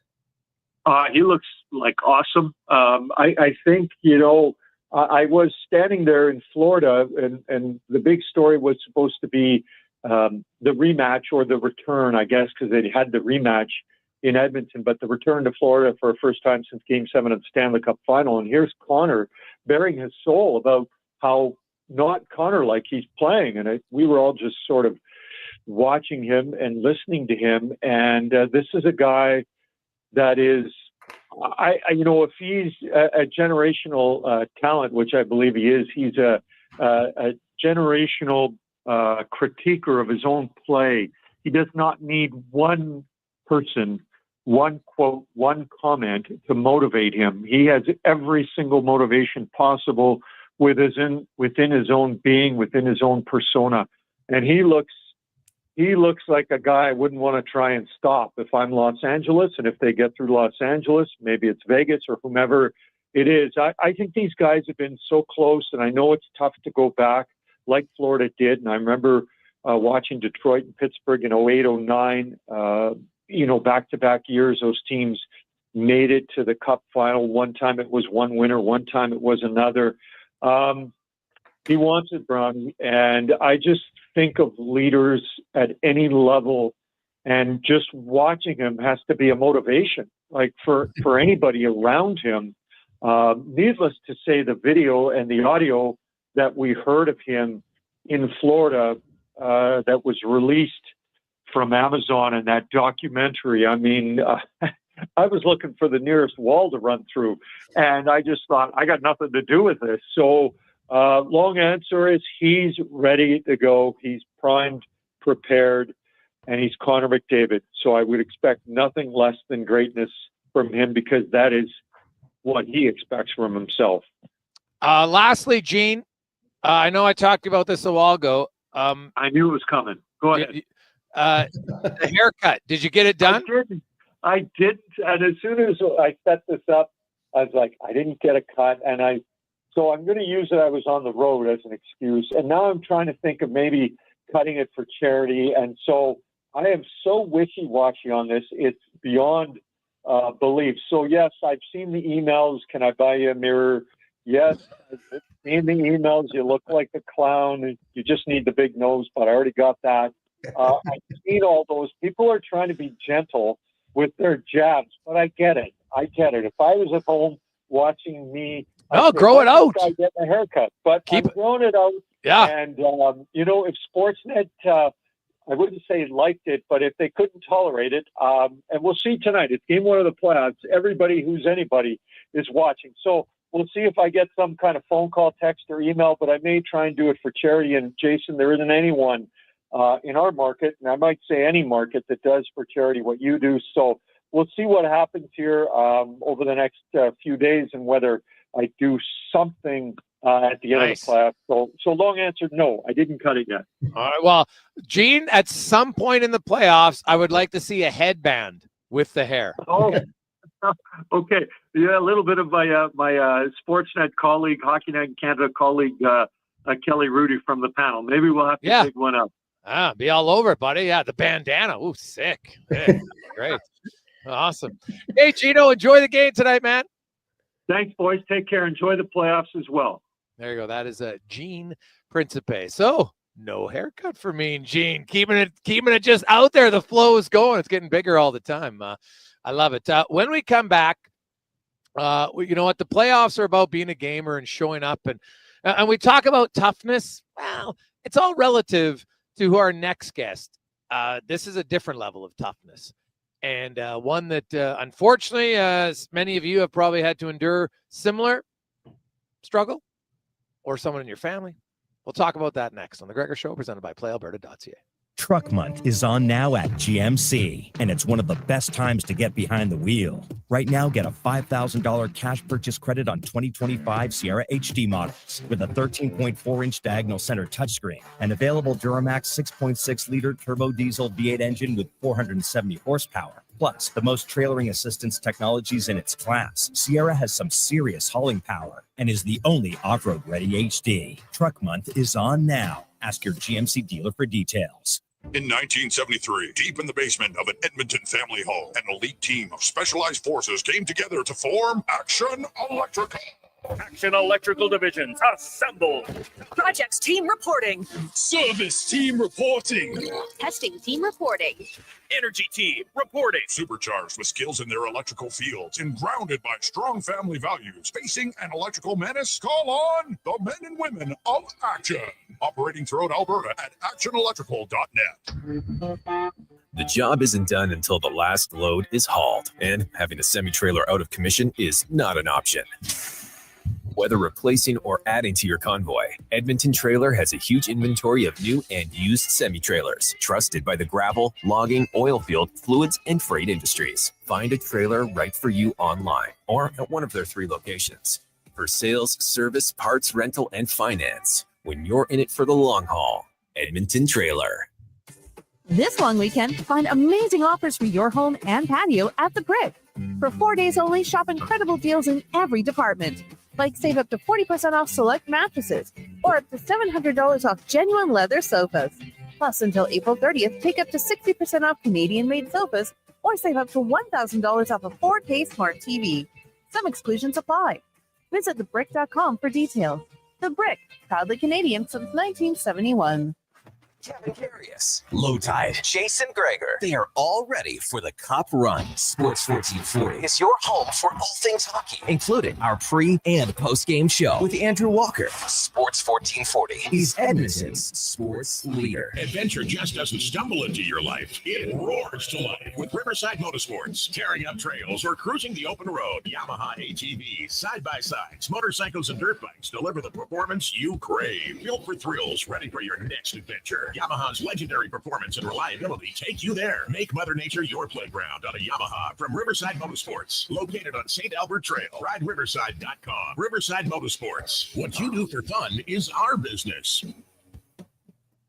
Edmonton's premium live music and party venue is On the Rocks. Check out Bingo Tunes on Monday. Perform on the best stage in town with karaoke on Wednesdays. Learn how to salsa with Salsa Rocks on Thursdays. And every weekend, OTR goes live. With your favorite bands on the OTR stage and DJ Kenny K. For everything that's going on at On the Rocks, give us a follow. Facebook, Instagram, or Twitter. At On the Rocks, EDM. Eat well, party hard. On the Rocks. On the Rocks. On the Rocks. Open every day till 2 a.m. New Jizz Nuggets. This is New Jizz Nuggets, brought to you by Legacy Heating and Cooling. What nugget of heating and cooling advice does Nuge have today? You can save a lot of money by bundling your new furnace and AC with Legacy. It's kind of like saving money on an endorsement by bundling me, Ryan Nugent-Hopkins, with someone like, I don't know, Zachary Martin Hyman. Thanks for suggesting me, Nuge. Get no payments and no interest for 1 year on your new AC and furnace from Legacy Heating and Cooling. Proud sponsor of New Jizz Nuggets.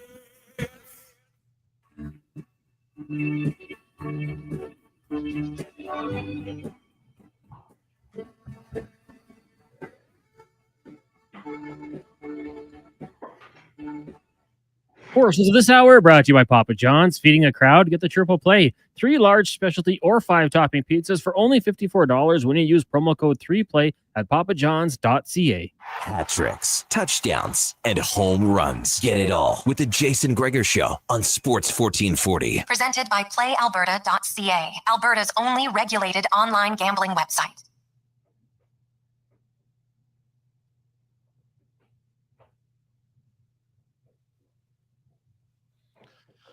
.347, welcome back. Jason Gregor, Sean Brown, Connor Halley with you, Sports 1440, coming to you live at On the Rocks. Jasper Ave, 108 Street. Stop in tonight. They got the extra table set up because there's lots of great TV screens for you to watch. No shortage. If I'm just counting right now, I've already counted 30. I might even be missing one. So you can feel free to come down. You got $5.25 beers and eyeballs all throughout the game, $2 hot dogs, and lots of other specials, and more importantly, just a great atmosphere to watch all the playoffs orders starting tonight against the LA Kings. It'll be a puck drop around 8:15-ish. Broadcast time will start at 8 o'clock. And playoffs are all about perseverance, and you got to play through pain and lots of that. And our next guest is somebody who's had to endure a significant amount more of that for much longer time than a 7-game series or a few months. We are joined by young Ava DeGaines, who when she was 12 years old, she was diagnosed with osteosarcoma, had to go through 29 weeks of chemotherapy, double lung surgery, even a knee replacement. Then a few years later, Ava relapsed and underwent further major surgery and more chemo. All, of course, partnered up with Kids with Cancer, a huge recipient of lots of the 50-50 for the Edmonton Oilers. And Ava joins us now. Ava, how you doing? I'm good. How are you? I am excellent, Ava. So, you know what, 12 years of age and you get a diagnosis like osteosarcoma. I can only imagine just how scared you had to be when you look back on that 8 years ago, kind of to where you are, the person you are now, and what you've gone through the last 8 years. Can you even kind of describe maybe how scared it was and all the ups and downs you had to endure during that period? Like, the only way I can possibly describe it is like you're falling in this black hole and you never know when you're going to stop falling. It is literally the most terrifying experience I've ever had to go through. But you know who is there to support me? The Kids with Cancer Society.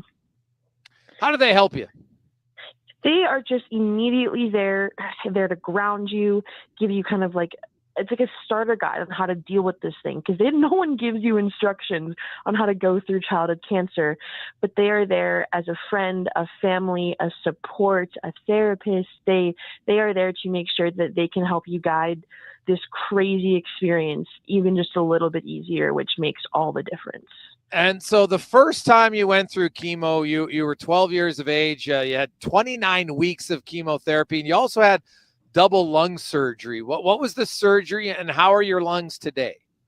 My lungs are great. It was a while to get them back to what they used to be. I was a pretty active kid, but now I backpacked Europe last year and I'm in school. I'm going to Jasper on some hikes this weekend. My body has finally kind of bounced back to what it used to be.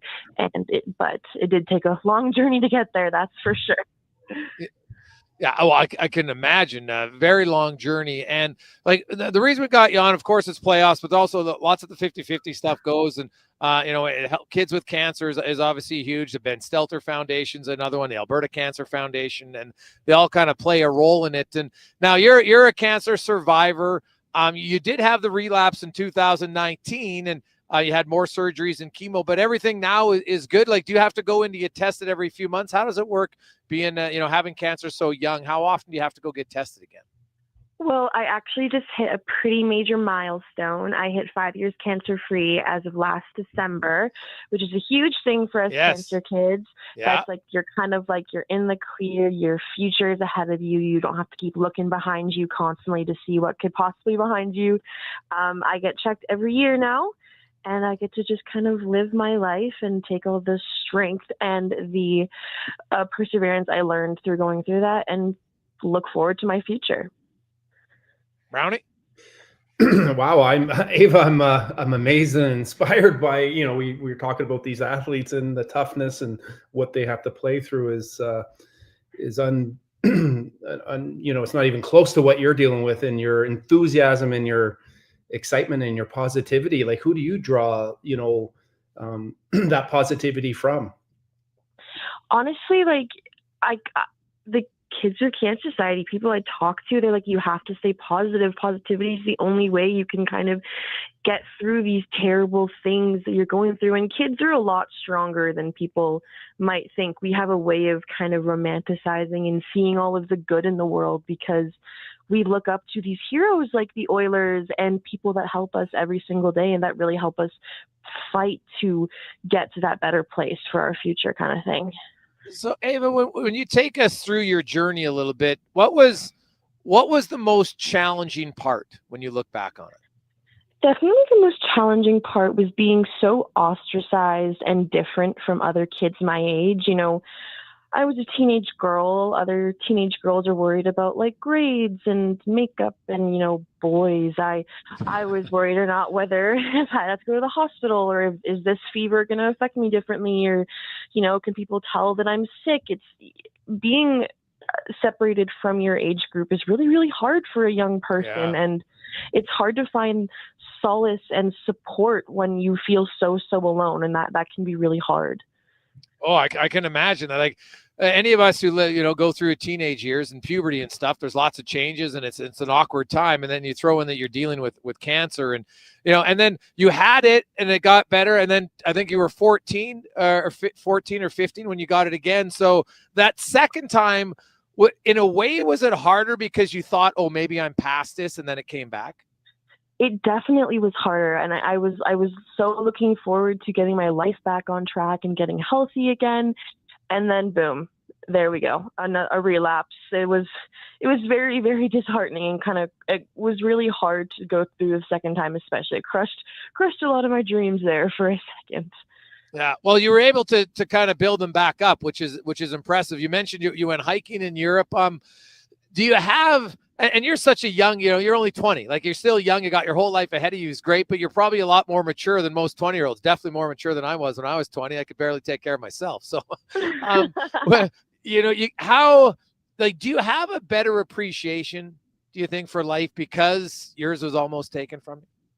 Absolutely, I do. I've especially this, like, since I've struggled a while for the past 2 years, like coming into my own as an adult, so much of my childhood was being defined as the sick kid, the sick girl. And I had to discover who I was as I was growing up and moving farther away. Almost, it's weird to say, cancer was like a safety blanket. That was my identity for so long. And it's actually been quite a struggle finding who I am in my adulthood.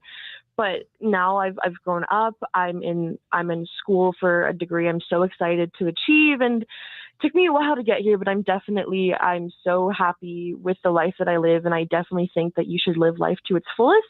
You only get one, and your opportunities can be taken from you just as quickly as they're given to you. So that's kind of my outlook on things.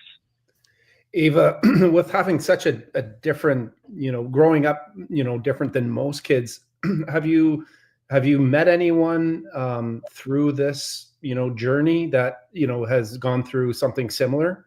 Have you had a relationship that you've had to this day or created? Absolutely. Yeah, I met this little boy. His name is Teddy. He actually dropped the puck at the Oilers Hockey Fights cancer game this past October. I met him when he was 6 weeks old in the hospital, and I was 12. And now I'm 20, and he's going to be turning 9 next year. I babysit him and his brother all the time. We all hang out all the time. I say he's my best friend, but it's been so wonderful to see him grow up, and it's kind of because he didn't know what was happening to him, and he gets to live this life so free, and no, our families are still very, very close. Now, what you mentioned how it was hard, and you were kind of classified as the sick kid for a while. Was it hard to maintain friendships? Because some people, like somebody, has something traumatic in their life. A lot of us don't really know what to say, and that makes it worse. It's better just to say, hey, I'm here for you, and that's it. You're not looking to them to solve your problem.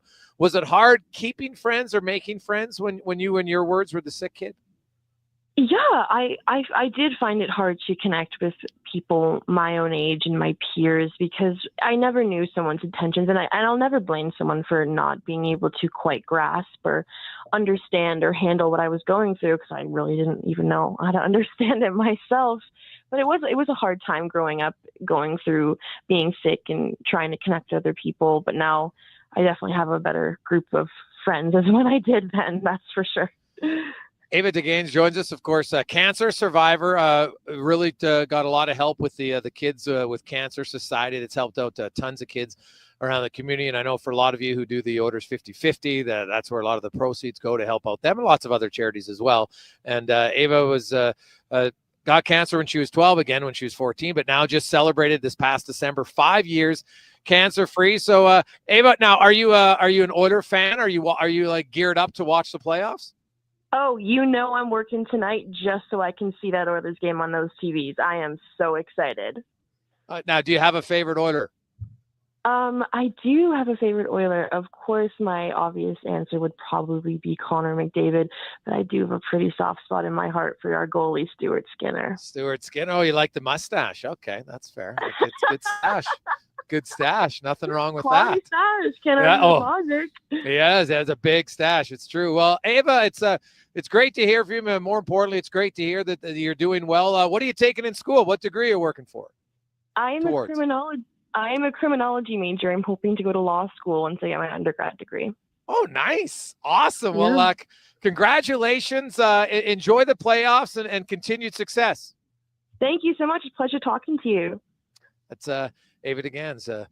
Wow, it's pretty inspiring, man. And I loved how she just talked about it. Like it's hard when you're classified as a sick kid, and then even for her, she kind of felt like for years they're like, I was the person with cancer. Now I have to kind of define myself a little bit different, and that would, because I'm sure people, anytime in life, even sometimes it's the smallest thing where we treat someone who looks different or acts different or maybe has differently, and the last thing they want is that. They just want to be treated like anybody. You want to chirp me, chirp me. If you want to applaud me, applaud me. And so I couldn't imagine being 12 years of age and being told you had cancer. And then you got to go through 29 weeks of chemo. You have double lung surgery. Like that's a lot to take in, man.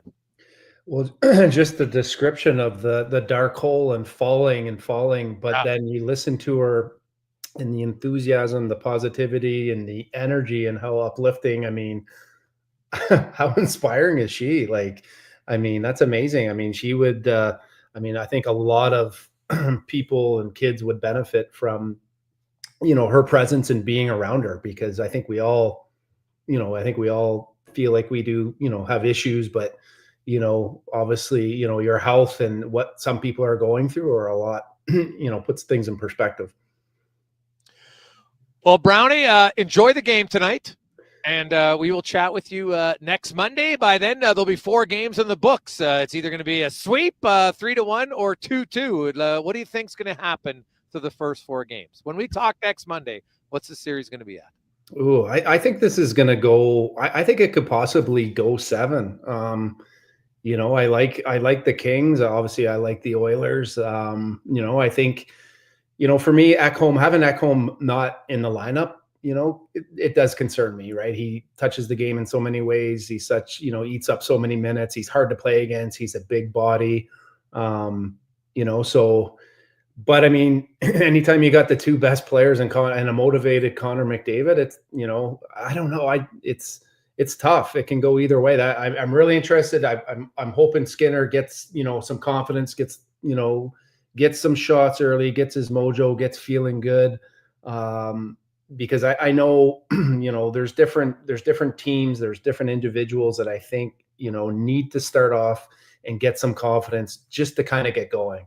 And, and that belief, can go a long way. Have a good one, Brownie. We will chat with you next Monday. Okay, guys. Have a good one. Let's get to Connor Halley and a Sports 1440 update brought to you by Fountain Tire. Road trips, job sites, or daily commutes. No matter where you drive, you need a team that keeps you rolling. That's what Fountain Tire does. Their expert technicians will help you everything from alignments, brakes, shocks, full mechanical services. Book in your appointment at fountaintire.com.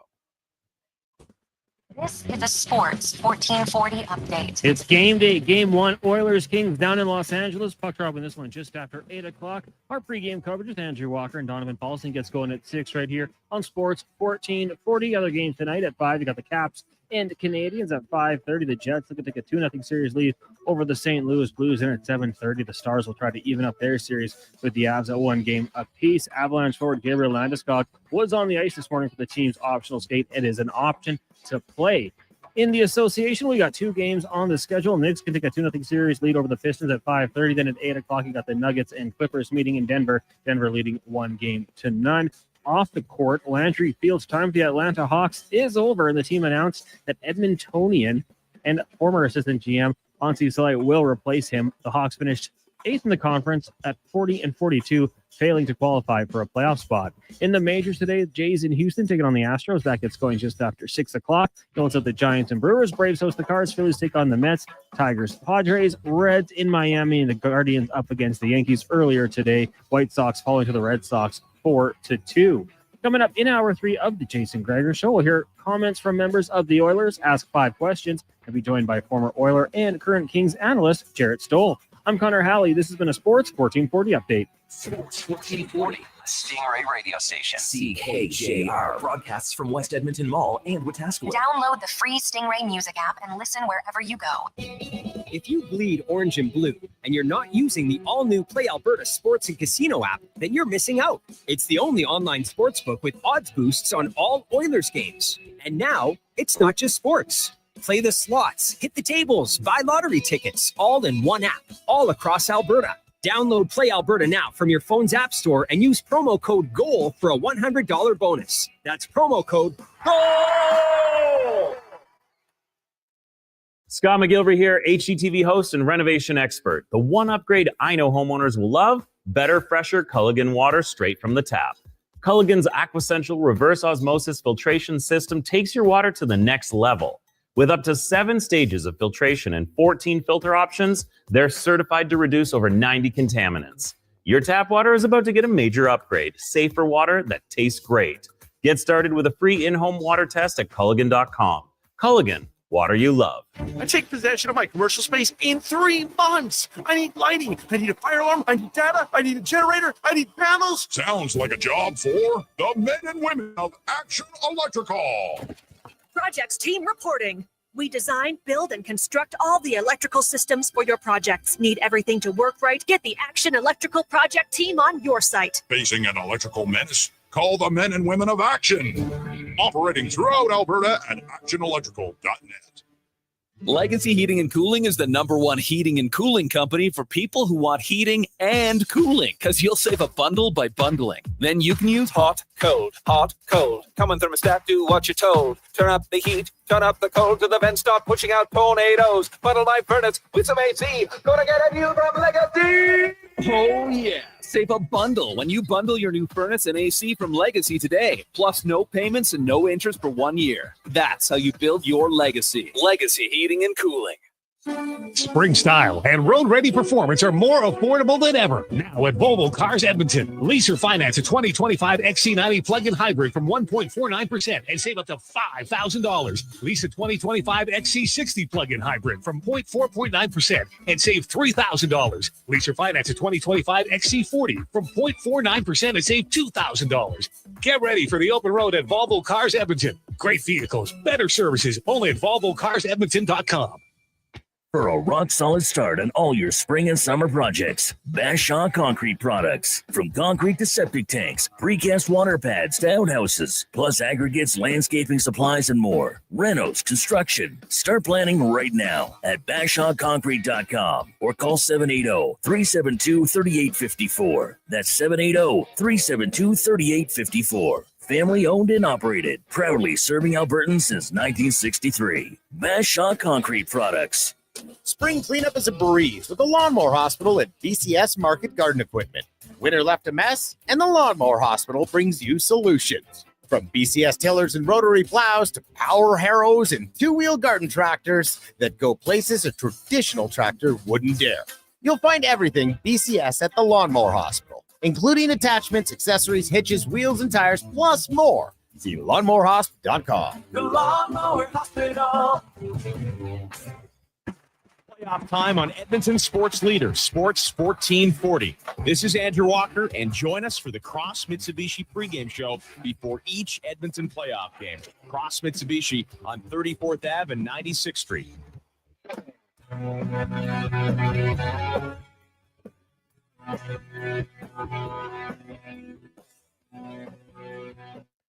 Portions of this hour brought to you by Leading Edge Physio. The team in Old Strathcona has special training dedicated to reducing the impact of cancer care before, during, and after your diagnosis. From lymphedema to the management of fatigue and side effects of chemotherapy and radiation, they can help. Learn more at leadingedgephysio.com. From puck drop to kickoff, it's the Jason Gregor Show on Sports 1440. Presented by PlayAlberta.ca, Alberta's only regulated online gambling website. Continue on. We are 4 hours and change away from puck drop. Game 1, the Oilers and the LA Kings live and on the rocks. Jasper Ave 118th, where many of you will be here tonight. Starting to see people slowly fill in because there is the early games if you want to do the doubleheader. But don't worry. Hey, you want to call OTR? You can book a reservation. They do have a few, but not many. You want to get down, of course, $5.25 beers and highballs. Also, $2 hot dogs. Ooh. Nice. It's great. Throwing some, and the wings are sick here too. Jasper Ave 118th. Jason Gregor, Connor Halley. Of course, the Gregor Show is always presented by PlayAlberta.ca, Alberta's only regulated online gambling website where 100% of the revenue stays right here, the lovely province at PlayAlberta.ca. We are going to get into more on the Oilers, of course. Lots of text, 833-401-1440. I do want to get to this one first because it's more serious. Hey, Jason, your last guest really hit home for me. My sister was diagnosed with osteosarcoma at 12. Unfortunately, she passed away at 16 years ago. Even though I may not always agree with your sports takes, you're a true hero in our city for promoting charities and the good in society. Go, Ava, go. What a great story. That one comes from Tater Tot. Well, first of all, man, our condolences on the loss of your sister. I'm sure that pain never fully goes away. And if we all agreed on all of our sports takes, this would be pretty boring. So, you know what? Hey, we appreciate you listening. Thanks for sending in a note. And yes, go Ava and all the other kids who have, battled through. There's so many, if we take the time to find them, there are lots of, tough stories as well. But man, kids with cancer and, the Alberta Cancer Foundation, the Ben Stelter, what they do to help the kids and their families, we should point out, because any parent listening right now, and when you see your child, heck, you don't love it when your kid's sick with the flu. Right? Never mind when your child has cancer and is going through 29 weeks of chemo. Right? It's basically 7 months. Like that's a long run. So great to hear that this many years later, Ava just celebrated 5 years cancer-free. So that is awesome. We got a lot of texts to get to. 833-401-1440, 833-401-1440. Hey, guys, what about Hyman? How's he looked? He's in a similar boat to Draisaitl. Would have played earlier if it was playoffs, but he's feeling good. He'll be on the top line with Connor McDavid, which I think is, that makes sense. It's interesting that, it's going to be Brown, Hyman, and McDavid to start. And as we all know, the lines can change. I don't, with Chris Naumbach, I don't worry too much or stress about lines. The one thing that I've stated is I wouldn't go to McDavid Draisaitl too early in games. I don't think you need to do it. It's a 1-0 game. You don't need to do it. And now, if you want to do it after the penalty kill, 100% makes sense. You want to do it in the last shift of a period here or there, sure. But I think the Oilers, this is not a time that you've got, it's down 1-0. We're in the first period. We better go to McDavid and Draisaitl. I think that weakens the Oilers. I get it in the last 10 minutes of the third. If you're down a goal, 100%. You want to give them 3-4 shifts, makes sense. But I think Edmonton's a better team when those two are on separate lines for the majority of the game. And, Byfield, Kopitar, McDavid, Draisaitl, I think those are going to be the matchups that we see lots of. Now, I think both coaches would like to get their top lines out against the other team's third pair, whether it's Emberson and Brown for Oilers, or if it's, Emberson, or if it's Edmondson and Brandt for LA. Brandt's a rookie defender. And I think at times, like a lot of rookie defenders, he's really good with the puck.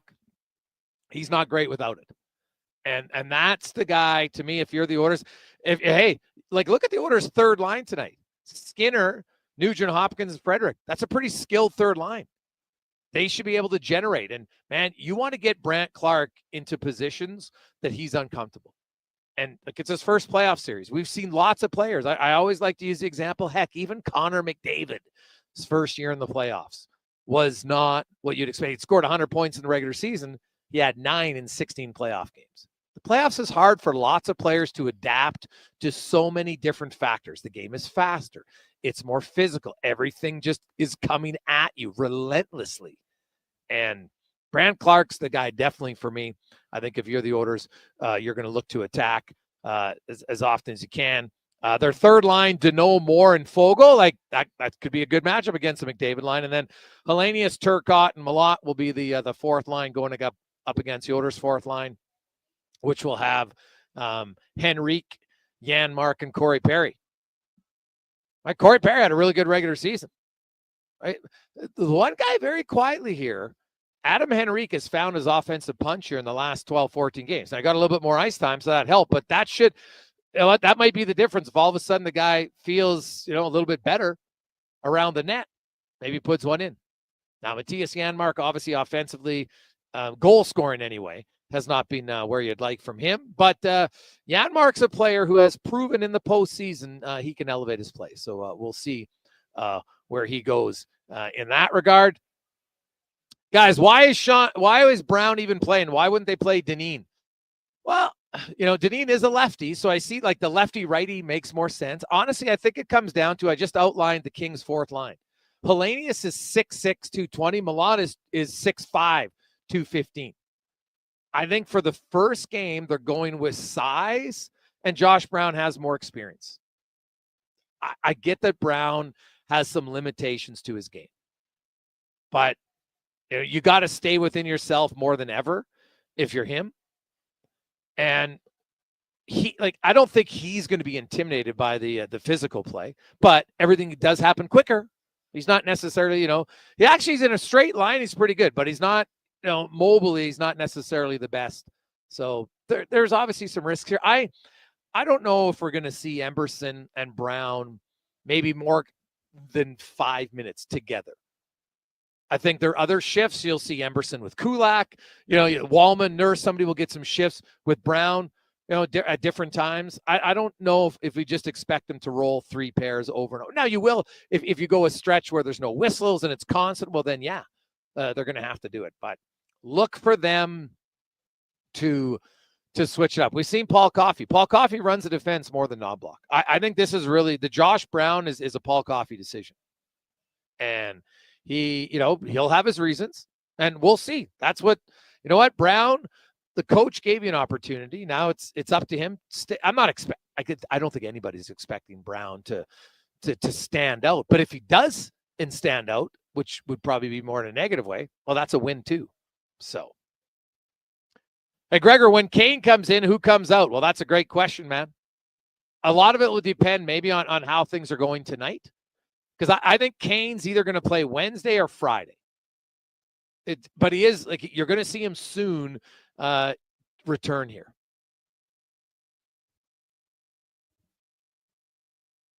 Hey, guys, I love the makeup of each line. Focus of a hard-nosed forecheck. Hyman, Podkolzin, Frederick. I believe that's why Florida wasn't so successful. It was successful. Edmonton's taking the page from Jeremy. Yeah, well, hey, Evander Kane. I always said this. What if Kane was healthy in the Stanley Cup final last year? Could they have won an extra game? Maybe he would have found a way to score a goal in Game 7 because he was a pretty productive player.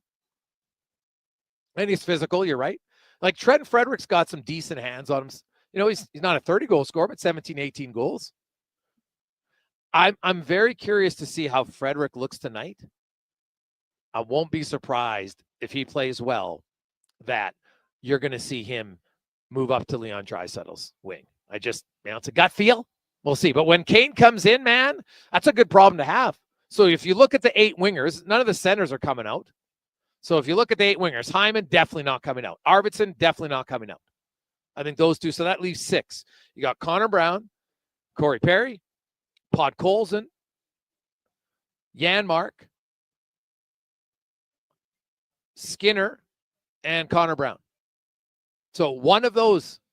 I know I know some people are down on Janmark. I get it, but the coaches like him in the playoffs. Corey Perry's had an unreal season. I don't know if he has to be an every night guy in the playoffs. We'll find out. You know, Podkolzin might be a guy who might find himself out of the lineup for a game if Kane comes back in.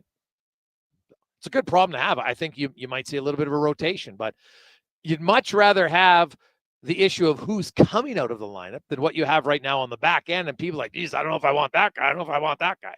Right? Like you're going with Dineen, you're going for Brown. It's 2 guys who have basically been in the American League all year long. Now Brown does have 300 NHL games experience. And I think that's the main reason why he's playing. So, like I've said many times, it'll probably be limited sheltered minutes on when he's going to play. Now, you can't shelter a guy every shift. That's physically impossible. So we'll see how it goes. When we return, Jarrett Stoll will join us. We'll break down the LA Kings side of things on defense. They get Joel Edmondson back in and more on the Gregor Show. Live and on the rocks, Jasper Ave and 118th Street. Stop in for the game. Get your seats. You got great specials, $5.25s on beers and highballs, as well as $2 hot dogs here at OTR Jasper Ave and 118th Street. The locks are on a timer. They're going to get out. Sounds like a job for the men and women of Action Electrical. Service team reporting. With the remarkable reach of our bucket trucks and other equipment, we assess, service, and maintain your electrical lighting and automation systems. Facing an electrical menace? Call the men and women of Action. Operating throughout Alberta at actionelectrical.net. The Alzheimer's Face-Off presented by Christensen Communities Limited hits the ice this Friday to Sunday. This Edmonton-based tournament pairs hockey fans with some of their favorites from the NHL Alumni Association for a fun-filled weekend. Featuring a champions luncheon and tournament, teams have been fundraising in the community, enabling the Alzheimer's Society of Alberta and Northwest Territories to continue providing help for today through free education programs and support services, and hope for tomorrow through research. For more information or to learn how you can get involved, visit alzheimersfaceoff.ca. Are you looking for safe and professional travel options? Look no further than Silent Rides, one of Alberta's premier bus charter companies. Whether your group is big or small, Silent Rides has you covered. We offer state-of-the-art motor coaches, first-class service, and affordable rates. Get your quote today. For more information, call 1-877-748-0991 or visit silentrides.ca. I'm tired of waking up tired. Waking up tired. Are you tired of waking up tired? Come visit our sleep experts at the Brick Mattress Store. Get Canada's guaranteed lowest prices on all things sleep. Plus, try your new mattress for 6 months. If you don't love it, we'll find one you do. Some conditions apply. Stop waking up tired. Get the right mattress, guaranteed. Only at the Brick Mattress Store. If you or someone you care for are injured in a motor vehicle accident, please listen up. I'm Grant Fedoruk from Leading Edge Physiotherapy, and let me proudly say that we won't be the place your insurer tells you to go. We won't be the place because we don't sign agreements with the insurance company. We don't work for them, we work for you. We do want to be the place that your friends, family, and other medically trained professionals send you. So if your insurance company says that you have to see their therapist, you should know that's not true. You have the right to choose where you go, and we hope you choose us. LeadingEdgePhysio.com. A pizza from Papa John's is already pretty great, but you know what's even better? 2 pizzas from Papa John's. For a limited time, get a medium 1-topping pizza for only $6 when you order any large specialty pizza at regular price. The works, the meats. Pick your favorite specialty pizza and get even more delicious Papa John's to enjoy. Record it and we'll try it. And then I sent you the email, and you can send it to Dale and just tell him, hey, Gregor's on location today, so this is how it sounded. If not, good enough, we can do it tomorrow in studio. Okay?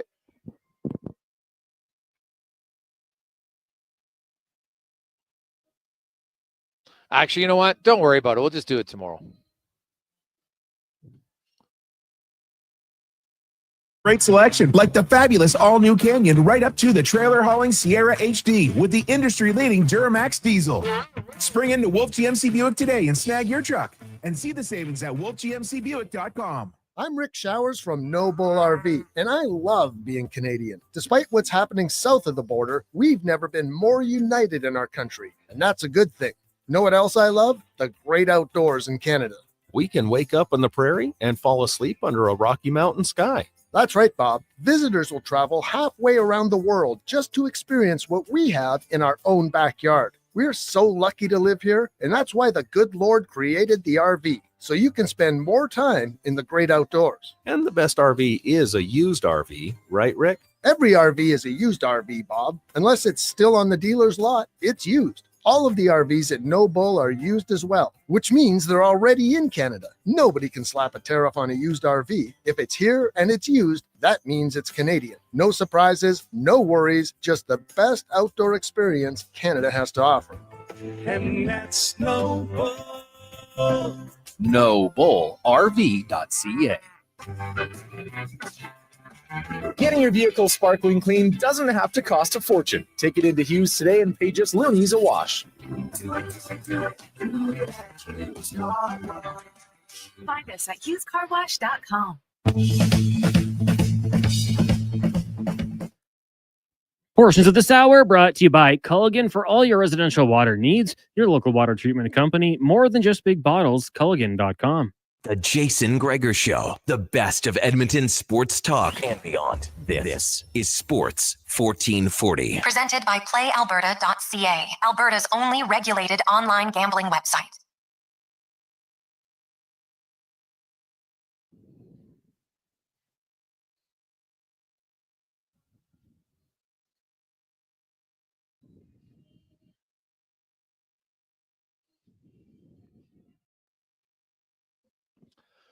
Floor 23, welcome back.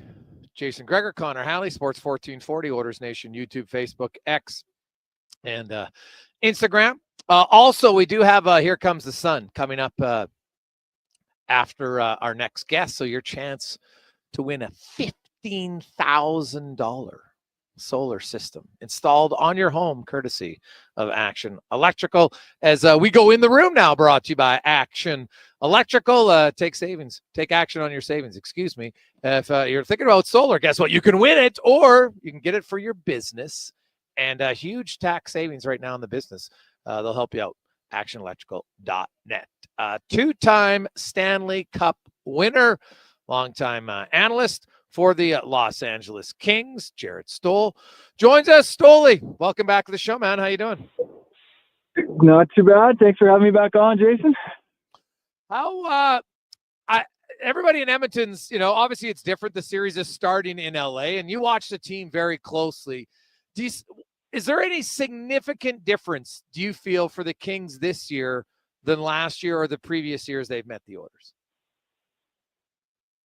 Deeper and goaltending. I think I'll start with deeper. Just all four lines throughout. It's Jimmy Hiller. He rolls the lines. That's why they play a fast game. I think a high pace, move the puck, great transition game, getting the puck going the other way, and getting right on teams. And for sure, our top nine, very, very dangerous every time they're on the ice. It's been like that for most of the year, and especially since the trade deadline. The numbers from the trade deadline on to this point, And scoring chances, goals for, and goals against. First in the league, goals against after the trade deadline. So when they do get some scoring chances, Darcy Kemper has been unbelievable this year. Very, very consistent. His numbers kind of speak for. But no, it's a different team. It's a different team. It feels different, but we all know at the end of the day, you still gotta play the games on the ice and see who makes the least amount of mistakes here. And it should be fun. Should be a fun, exciting game one here tonight. Jarrett, you know what? You start out your career, maybe a little bit more of an offensive role. And then when you were winning cups, you were a guy who lots of times had to go up against the other team's better players at times. McDavid and Draisaitl, I've talked to lots of guys about them. They're so different in how they attack the game. McDavid wants to come at you 1,000 miles an hour, whereas Draisaitl likes to protect the puck, control it. It's very different. And I read an article, Phil Dedeaux was pretty honest about how, man, like, when you got to go one shift against McDavid and the next shift against Draisaitl, like, you almost got to change your game. You see anything in how Kopitar and Byfield and Deneau, I'm assuming those are the three centers that are going to kind of switch between them. Like, what do you feel is the best way to defend those two on their own lines? Well, I think bottom line is it comes down to, angles and body position too, right? It doesn't matter if it's Connor coming at you or Leon. In my opinion, yes, it's different a little bit, but you got to create your angle on McDavid. You got to, it's easier said than done. I get it, but there's good sticks, there's good angles. With Draisaitl in particular, body position is key. I think he's so good at protecting the puck. He's so big, he's so strong. He's got that big frame that you get on the wrong side, wrong hip, and he knows it. He's smart. He'll spin off you. He'll feel that pressure. So for him, that's a key. So you want to give him a buffer zone, but you don't want to give him too much, because then he'll make you pay, because he's a great passer too. With McDavid, yeah, it's trying to slow him down, right? Trying to slow him down through the neutral zone, just getting in his way, getting a bump on him any way you can, any time you can, to not let him feel like he has a lot of open ice. And that can be, I think, can challenge a guy mentally if he always feels like there's somebody just right beside him. And I'm not saying shadowing the guy, because you can't really 100% shadow a guy anymore in the NHL. I don't think it's too many things that could go wrong that way. But yeah, it's an interesting point. There are two different types of players. So, but at the bottom line is you got to have the angles, the body position, the good sticks, which is another thing I've been watching all year with the Kings. I've seen every game, so their sticks are really, really good at getting on pucks. And I noticed Vegas was always a good team that had great sticks. Sticks were always on the ice in shooting lanes, getting ticks, getting takeaways. I think that's one of the Kings' strengths, to be honest, as well. Jared Stoll joins us, analyst for the Kings. Their penalty kill is a lot more aggressive this season than last. And last year, funny enough, they were second in the regular season, and then they couldn't stop Edmonton in the playoffs. But this year, they're top 10 again, Jared. And you killed a lot of penalties, right? Like, the aggressive nature. When you got to be aggressive, all guys really have to be in sync, right? You can't jump if the other guy doesn't anticipate. So the Kings penalty kill, do you feel it's better suited maybe to, at least, you're never going to shut down the Oilers power play, but at least not get torched at 45%?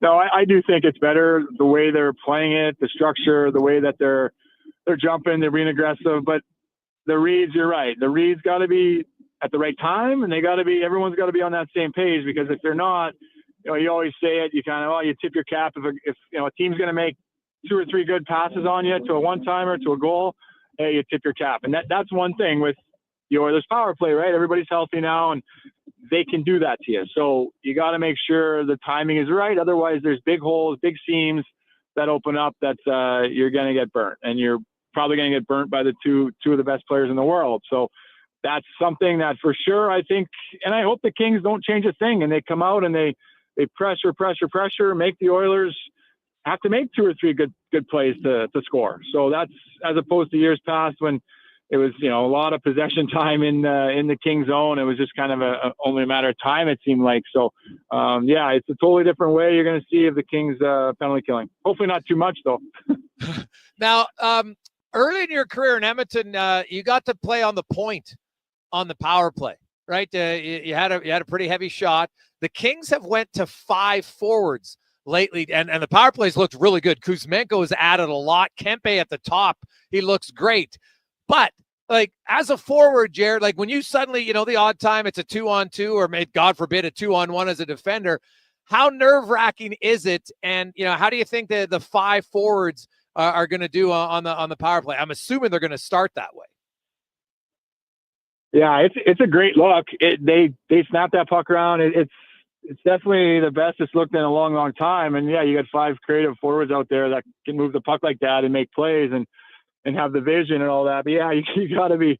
I'm sure at the end of the Kings power plays, I know probably the first couple guys are going to be hopping over the boards for the Edmonton side. So yeah, the awareness is going to have to be crucial to when there's 10 seconds, when there's 20 seconds left, 15 seconds left in the power play to make sure we get a defenseman out there. But yeah, Kuzmenko's been huge. The numbers show it. He's just a different look, a different threat. He can shoot it, he can pass it, and he has shown both in the short time he's been here. He's got a great shot. He had 39 goals with Vancouver. Yeah. You don't just get 39 goals in the NHL with not having a very good shot or nowhere to put it. So he's been really, really good. He's fit in nicely with Kopitar and Kempe. So they've been a great line. Really, really good top line. But yeah, the 5 forwards, we'll see what happens. It'll be interesting, but they definitely move it around pretty well. It's funny at the trade deadline, Jared, some trades are made. And like when Kuzmenko got traded, not a lot of people, okay, it's Kuzmenko. They didn't really think much of it. But if you look at trade deadline acquisitions for impact on their team, he's right at the top. He's definitely in the top 3 of a difference maker. Are you surprised at how much of an impact he's had? I don't know. It's a good question. When you get a guy like that, he doesn't come with a lot of kind of fanfare, or it's not maybe the sexy on the board top trade deadline acquisitions, right? But yeah, those guys very rarely pan out how you exactly want them to for your team, and that's just the exciting part about it. That this guy's one of the best players in the league, or he has been, he's available. That doesn't mean anything until you get the guy in the lineup for the first game, first 5 or 10 games of his new team. It doesn't mean anything until hopefully he has some chemistry with who you put him with, or with that particular team. And to be honest with you, Kuzmenko, the first seven games, he didn't have a point with the Kings. And after that, he's had, I think, 1.5 points a game or something like that with Kopitar and Kempe. So it took a little while too, right? And yeah, he's fit in very nicely, and you got to be put in the right situations. He comes in, he's on the first line, first power play, and the coaches are loving him. It makes him feel good about his game, right? So yeah, a lot of good things going on with Kuzmenko. But yes, I was a little surprised, and maybe no, I wasn't at the same time. Jared Stoll joins us. Oilers, LA Kings tonight, game 1, 4th consecutive season. The Oilers and the Kings will do battle. Edmonton's got some injuries on the back end. No Matthias Ekholm. Troy Stetcher is out. So it looks like Emberson and Josh Brown will be their third pair. I'm not sure how much they're going to play together, to be honest. They might switch guys up because they're both righties, but they might have the odd shift together. Jared, what's the best way to attack a D pair that doesn't have a lot of experience combined, at least in the playoffs? And, neither one of them is a great puck mover. Like, is it so much pressure more than it is actual physical play on those two guys? It's for sure both, but I think it's pressure, right? You got the speed of the regular season versus the speed of the playoffs, right? Well, the speed of the minors versus the NHL, and then you got the playoffs. It's happening quick, and if you can outnumber guys, you dump it into a guy's corner, and all of a sudden he's got 2 guys barreling down on him. F1 finishes you, F2 is right there and gets the puck, and you got to make quick decisions under pressure. And for guys that aren't experienced in the playoffs, that's going to be a challenge for sure. Maybe they handle the challenge very well and come out flying colors and become great players because of this playoffs. But no, you definitely got to, everybody knows who has what amount of playoff games, right? Your opponent pretty darn good when you're playing him in a playoff series. So no, it'll definitely be a game plan to get on anybody who doesn't have much experience. You know how it is in the playoffs. Sometimes, when you least expect it, a series can become dirty and it becomes greasy and nasty. And when you're playing the 4th year in a row, and I'm sure the Kings are annoyed because they've lost the first 3. Edmonton gets Trent Frederick in the lineup tonight. He definitely plays physical. Evander Kane might be coming in maybe game 3, maybe game 2. We'll see. Does a more aggressive style, like Edmonton's come in and played very well for the Kings on the blue line. Malott, Hellenius is huge. They've added some more side. Do you think the Kings are better suited now And are they better, Jared, when the game becomes a little nastier? I think they can handle most types of games. Yeah, like they're a fast team now. They play fast, they move the puck, they got quick players, really good on the forecheck. So and then physically, yeah, I think so. They don't shy away from anything. So I'm not too worried about what way the game goes for the Kings. Honestly, it's I want them to come after it, get after the Oilers 5-on-5 on the penalty kill when it happens, and just get right after them. Go after them as fast as you can, quick pace, see if they can handle the pressure and be physical. But again, it can get nasty. Maybe they'll get over the line, but you got to make sure you're not in the penalty box 5 times tonight, right? Or even 4 times tonight might be too many. So the discipline always has to be a factor. Sometimes the very first playoff game, you get all excited, you're ramped up, but you got to find a way to control those emotions, and for both teams. And both teams know it, that's for sure. Brant Clark, I know he's a guy in the organization that you've obviously worked with. You know him quite well. What's the best elements of his game?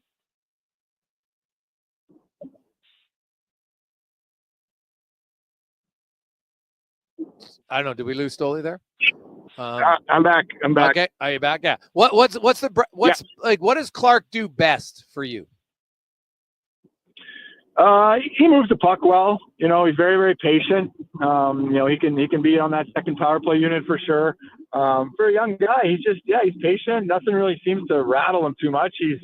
He's a confident guy, and he plays that way, and he wants the puck. So he's offensively, he's right up there, and just defensively, he's learned some tough mistakes this year and some some hard ones, some easy ones, but he's learned a lot, and that's a young D-man coming in. It's hard being a defenseman that young, playing in the NHL and now playing in the playoffs. He's gonna feel some heat, but he's a guy that's a very, very smart player. But just moving the puck and getting the puck up the ice is probably his biggest attribute. Jared, if you're looking at matchups, Gavrikov's probably been the Kings' best defenseman this year. At least that's what all the numbers suggest. In the games I've watched, he's been really good. So is it Gavrikov and Spence against McDavid and Anderson and Doughty against Draisaitl, or is it the other way, or do you think it's probably just going to be 50-50? I bet you it'll be 50-50. I don't know if it's going to be too hard of a, to make sure it's either Doughty against McDavid or Draisaitl, or Gavrikov against McDavid or Draisaitl. It's the way that the pairs are split up like that. I don't think they're very too worried about it, but you definitely got to have one of those guys out there against 97 and 29. So it's I don't think it's going to be too much of an issue. They just want to make sure they're out there at the same time and play them. Try to play them the right way. Be hard on them. Try to limit time and space. All those cliches you want to say, but try to do the job this year. And lastly, best home record in the league, and oddly enough, the worst amongst the West playoff teams on the road. And sometimes it just seems like an oddity. I don't know. You watch every game. Is there something they do different or better at home? Because a lot of coaches aren't super huge line matchers, so I don't know if it's that. Is it just an oddity, or is there something are they just simply more confident now at home with the crowd? Well, they say the atmosphere, the crowd has really helped them this year for sure. I would say a little oddity is probably correct too. I don't know. On the road, they've gotten off to some tough starts, but at home, they got off to really, really good starts. They don't give up many in the first period at all. And it's just one of those things where Darcy Kemper on home ice has been lights out. He had a stretch there of 15 straight games at home where he didn't give up more than 2 goals. So pretty darn good. And you're not going to lose too many of those games. So no, between the crowd and getting off to good starts, I think is probably the 2 things that I could point my finger at. Stoli, always good to talk to you, man. Enjoy the series. We'll see you in Edmonton later this week. Sounds good, bud. Take care. Go Kings, go. There you go. Jarrett Stoll, of course, 2-time Stanley Cup winner with the Kings. Works in player development. Also does some analyst work on TV broadcasts as well. So Kings and the Oilers. You know what the great part is? Tomorrow we'll get to talk about an actual game. What happened? The excitement's building. We got, remember, coming up, we got your chance to qualify for Here Comes the Sun, $15,000 package courtesy of Action Electrical. Kevin Woodley, we wait for it all the time. He'll do it every series. He does his goalie breakdown. He'll have an in-depth one on Kemper because every goalie has a weakness theoretically. It's up to you to expose it. Easier said than done. We'll get to that. 5 questions, spec, and more on the Jason Gregor Show live at On the Rocks, your place to watch the playoffs. Jasper Ave and 118th Street, $5.25. Beers, $5.25. Highballs, $2 hot dogs tonight. Stop in at OTR, Jasper Ave. And 118th, it is the Gregor Show presented by PlayAlberta.ca. Hey, Alberta, the all-new Play Alberta app is here. Casino, sports betting, lottery, all in one app, right on your phone. And because it's Play Alberta, you know it's safe, secure, and reliable. Download it now and play over 500 online casino games, live dealer tables, and unique games you'll love. Plus, bet on sports from anywhere in the province. You in? Download Play Alberta now from your phone's app store and deposit using promo code OIL for a $100 casino bonus on the house. That's promo code OIL for a $100 casino bonus.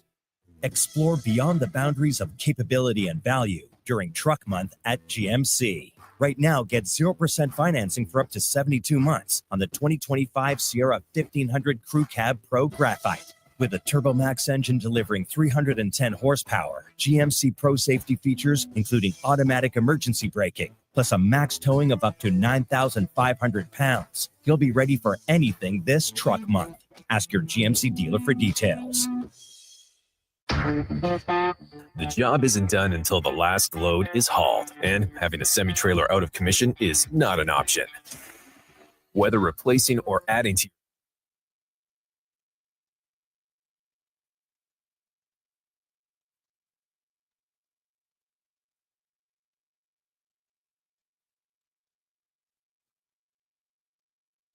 before he wants to play with his brother, down to money with him. You know, he said before he wants to play with his brothers, and that would be partly out of our control, in our control if we brought his brothers here. So there's many moving parts here. Agree 100%. This franchise cannot afford to lose a guy like Quinn Hughes, and we will do everything we can to keep him here. But at the end of the day, it'll be his decision.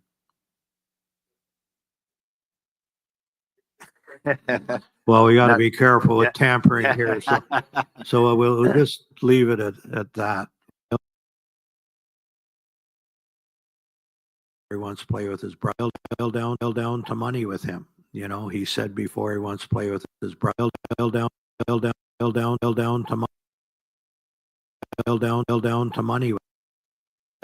money with him. You know, he said before he wants. It'll be his decision. We'll just leave it at that. Leave it at that.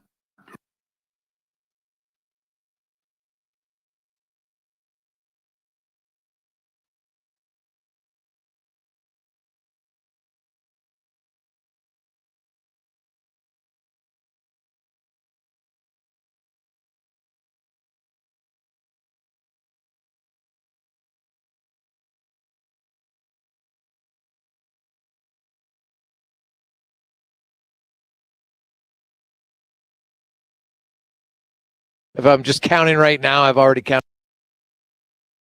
26. After 3 o'clock, it is game day. Sports 1440. After 3 o'clock, it is game.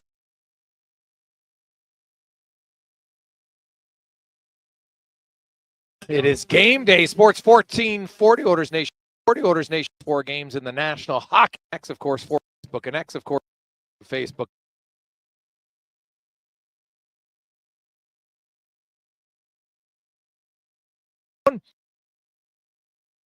Return to the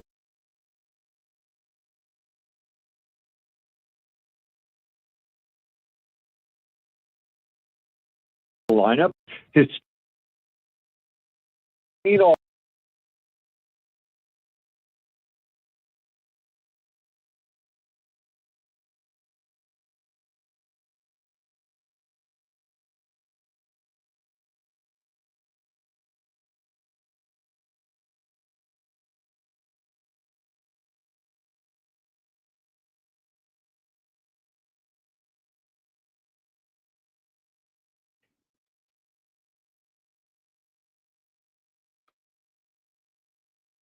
Portions of this hour brought to you by Cantork. We offer sale, rental, repair, and calibration of hydraulic, pneumatic, and battery-powered torque wrenches, stud tensioners, and flange maintenance equipment. Order today at cantork.com. Tricks, touchdowns, and home runs. Get it all with the Jason Gregor Show on Sports 1440. Presented by PlayAlberta.ca, Alberta's only regulated online gambling website.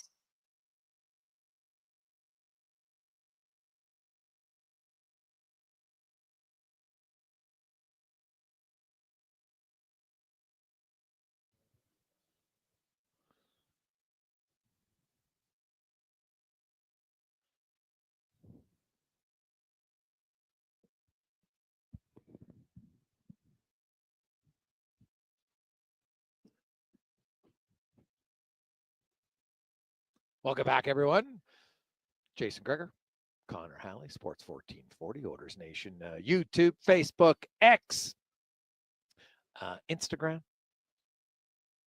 Play Alberta, at the sports1440.ca, brought to you by playalberta.ca. Get in the game, use the promo code Gregor100 on your next deposit. You get a free $100.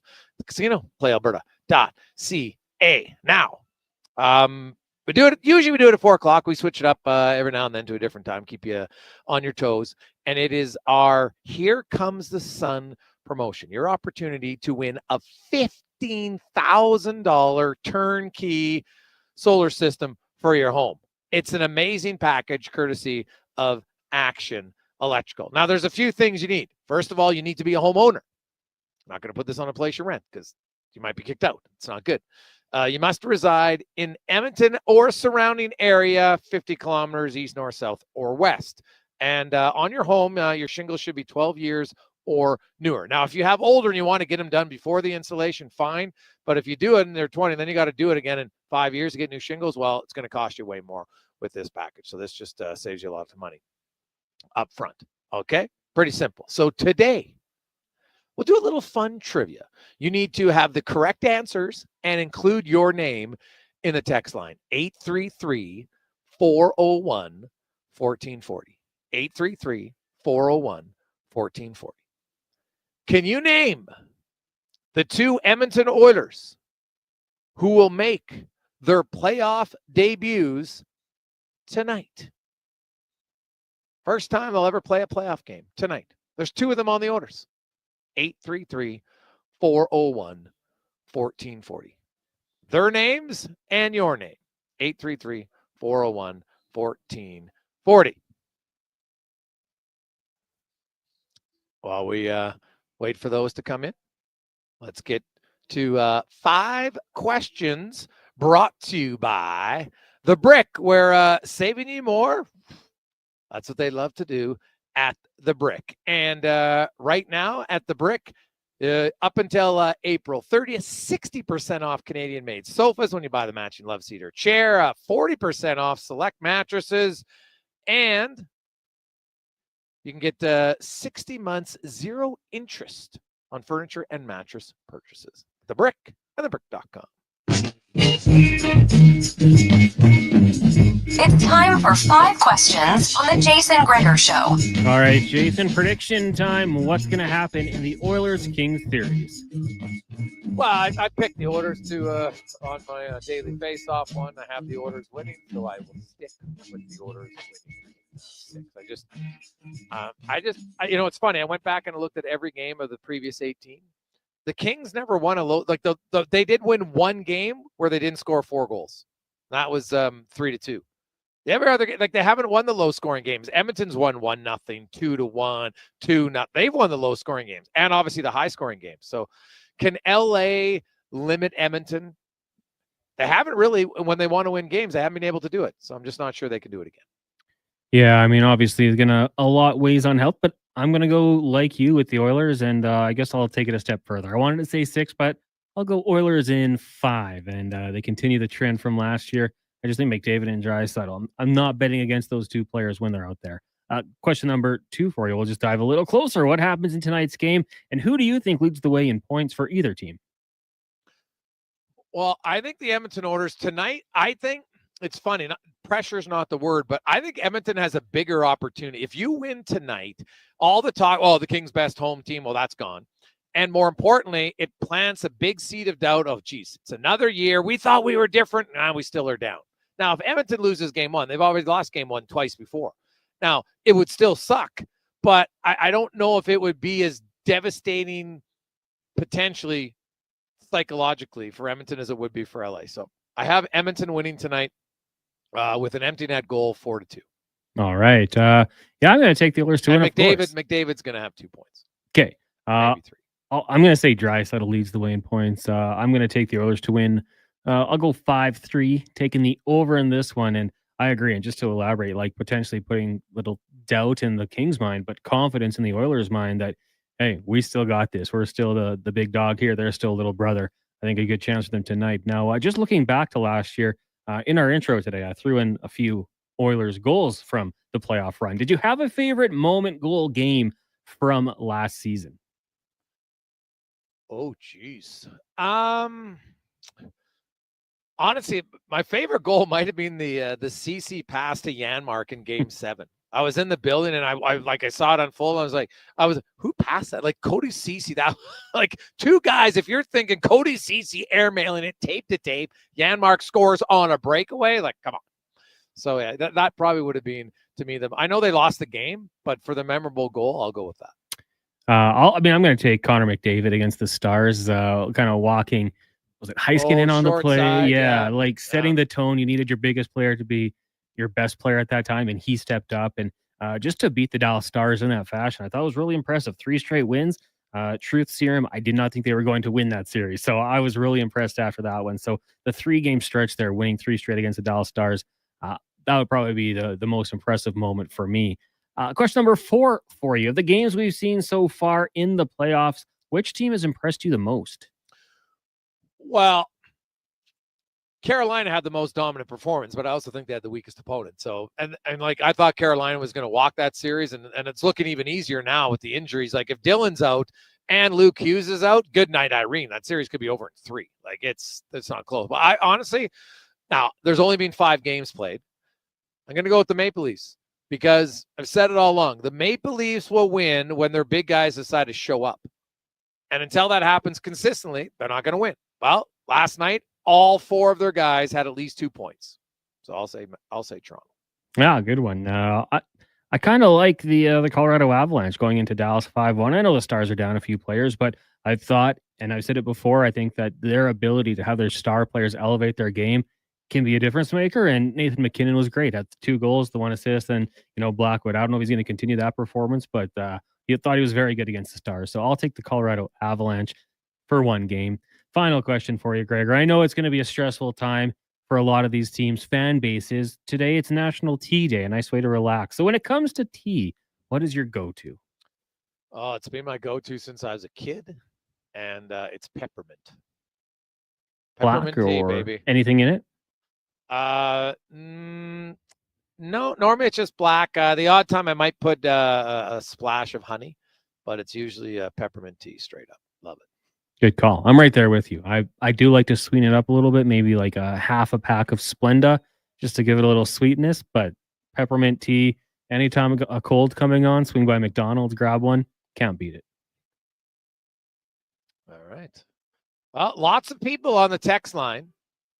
Now, you know what's funny? We had a few Jake Wallman. And do you know how many playoff games Jake Wallman's played? 1. He played 1 with the St. Louis Blues. Josh Brown's actually played more playoff games. But the Oilers' defense tonight, not a lot of playoff experience. Brown, it's his 4th playoff game. Wallman, it's his 2nd. Emberson, his 1st. So there's, Kulak has a lot. Nurse obviously has a lot. Bouchard, those guys are fine. But now Brant Clark will play in his first playoff game tonight for the Los Angeles Kings. But that's something to watch for certain. And, the Ekholm injury, you can't overlook it. No question. Like Jake Wallman, he's going to have to play well. This is, that makes that acquisition even more important to get him from San Jose. And he's going to play a big role. He's going to play at least 20 minutes tonight, I would assume. I wouldn't be surprised if we see a total of between those 4 defensemen, if you add up all their minutes, right? Like there's technically, I guess, there's 2 defensemen on the ice each time. So in theory, there's like 120 minutes available. Obviously, I know that's a little different because of the power play, and they rarely run 2 guys for that first minute and a bit. But, let's just say realistically in a game for your defenseman, you got to fill it for 115 minutes. Because if you get 5 minutes of power play time, that's 4 power plays at $1 whatever, right? $1.15 for that first unit, let's say, maybe even less. Well, I think if I look at the top 4, I won't be surprised at all if those guys are coming in at combined 95 minutes, like 92, 95 minutes, where they're all at 22 minutes or more. I won't be surprised at all tonight to see that. And, now Wallman, great skater. Kulak, unbelievable skater. Nurse, great skater. Bouchard, good. And Bouchard, we saw it last year. He can play a ton of minutes. And I think Evan Bouchard, he's done it 2 years in a row. So no one should be surprised. I actually think since Echo went down, it's like Bouchard was like, okay, I got to get into playoff mode here. And we saw a little bit more urgency in his game. We saw fewer mistakes, which is kind of a trend than what you've seen over the years from Evan Bouchard. Connor's going to pick a winner as long as you got it right. We had a lot of Wallman guesses, but Jake Wallman did play 1 game in the playoffs with the St. Louis Blues, so he doesn't qualify. Unfortunately, I could see why you thought it, but he had 1 game with the Blues back in 2021. Let's get to the con man and a sports 1440 update brought to you by your Alberta GMC dealers. As truck month continues at GMC, get a $5,000 cash purchase credit on a 2025 Sierra HD model. See more at gmccanada.ca. This is a Sports 1440 update. Finally here, Game 1, Oilers Kings down in Los Angeles. Puck drop on this one just after 8 o'clock. We've got pregame coverage for you here on Sports 1440 with Andrew Walker and Donovan Paulson getting going at 6. Just getting going shortly here. Caps taking on the Canadiens, Blues in Winnipeg, and the Stars taking on the Avs in the association. You got the Knicks in Pistons meeting in New York, and the Clippers take on the Nuggets. That one gets going just after 8 o'clock. Major League Baseball today, the Blue Jays in Houston to take on the Astros. First pitch set for 6:10. Also the Braves and Cards, Phillies, Mets, and the Giants taking on the Brewers. Couple games underway right now, both scoreless, Guardians and Yankees, as are the Reds and Marlins. Padres have a 1-0 lead over the Tigers in the bottom of the first. And earlier today, it was the Red Sox over the White Sox, winning 4-2. Coming up in hour 4 of the Jason Gregor Show, we'll be joined by Mark Spector of Rogers Sportsnet and Kevin Woodley from In Goal Magazine. I'm Connor Halley. This has been a Sports 1440 update. Sports 1440 in West Edmonton Mall and Wetaskiwin. CKJR is a Stingray radio station. Download the free radio player app and listen wherever you go. The Alzheimer's Face-Off, presented by Christensen Communities Limited, hits the ice this Friday to Sunday, pairing hockey fans with some of their favorite players from the NHL Alumni Association for a fun-filled weekend in support of the Alzheimer's Society of Alberta and Northwest Territories. Friday features a champions luncheon followed by the teams hitting the ice on Saturday and Sunday in a friendly hockey tournament at Terwilliger Rec Center. To purchase a table to the champions luncheon or to learn more about how you can get involved in the tournament, visit alzheimersfaceoff.ca for more info. This long weekend, find amazing offers for your home and patio at The Brick. For 4 days only, shop incredible deals in every department. Like save up to 40% off select mattresses or up to $700 off genuine leather sofas. Plus, until April 30th, take up to 60% off Canadian-made sofas or save up to $1,000 off a 4K smart TV. Some exclusions apply. Visit thebrick.com for details. The Brick, proudly Canadian since 1971.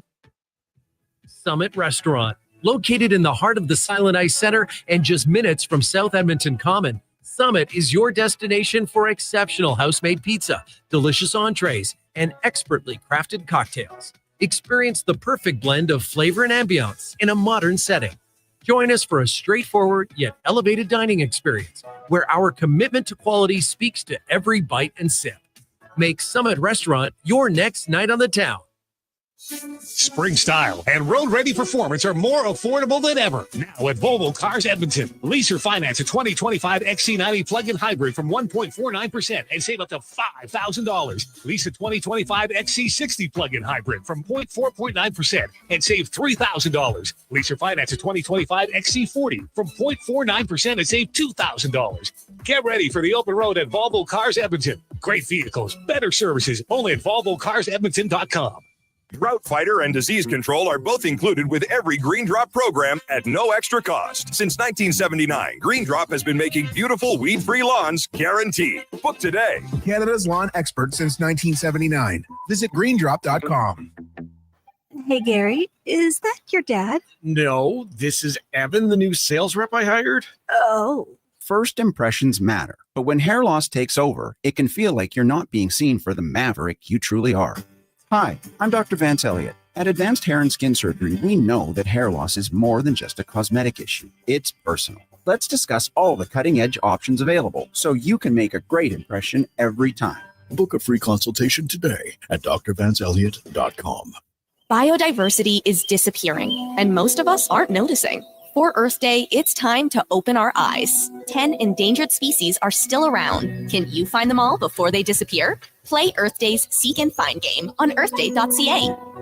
Explore beyond the boundaries of capability and value during Truck Month at GMC. Right now, get 0% financing for up to 72 months on the 2025 Sierra 1500 Crew Cab Pro Graphite. With a TurboMax engine delivering 310 horsepower, GMC Pro safety features including automatic emergency braking, plus a max towing of up to 9,500 pounds. You'll be ready for anything this Truck Month. Ask your GMC dealer for details.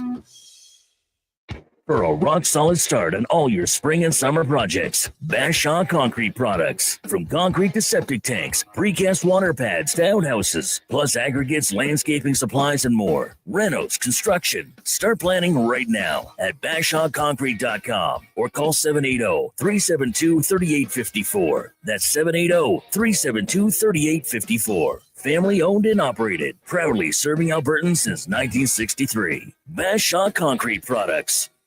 McDonald's has entered a Minecraft movie universe, and Grimace, Birdie, and Hamburglar just spawned as new collectibles in the overworld. Now, for a limited time, you can get one of 6 McDonald's collectibles when you order a Minecraft movie meal with your choice of a Big Mac or a 10-piece chicken McNuggets with spicy nether flame sauce. A Minecraft movie meal, available now at your local McDonald's. See it in theaters April 4th. Meal available for a limited time while supplies last at participating Canadian restaurants.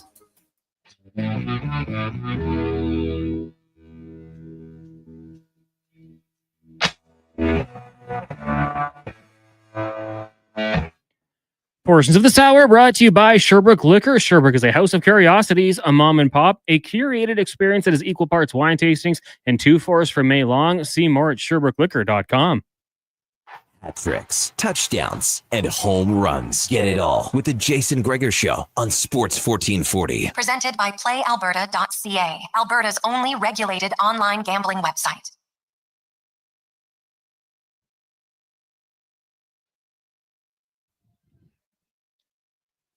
Just after 5 o'clock here on Sports 1440, sports1440.ca, Oilers Nation, YouTube, Facebook, X, and Instagram. Thanks for watching, listening, downloading the show on the pod. We love it. We are live and on the rocks, Jasper Ave, and 118th Street.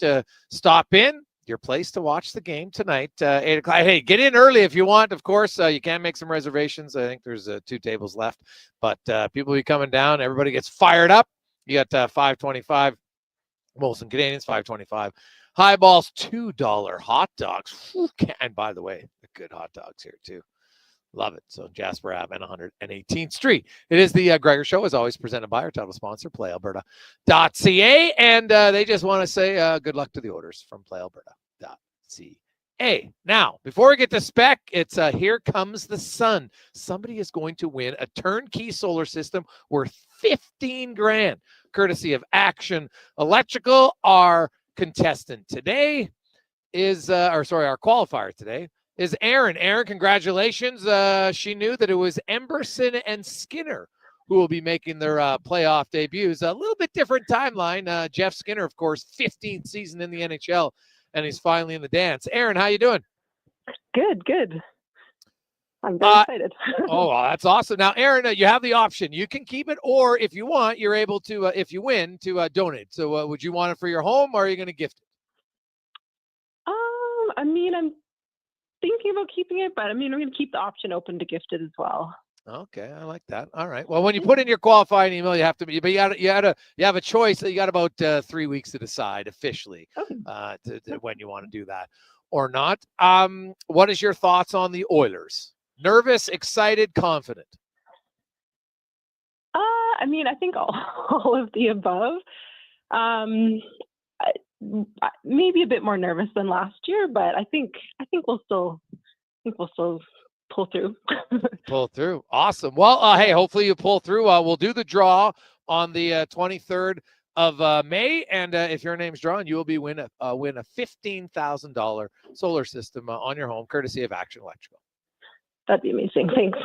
You betcha. Stay on the line, and Connor will get all of your information. So it's that easy. We do it every day in the 4 o'clock hour.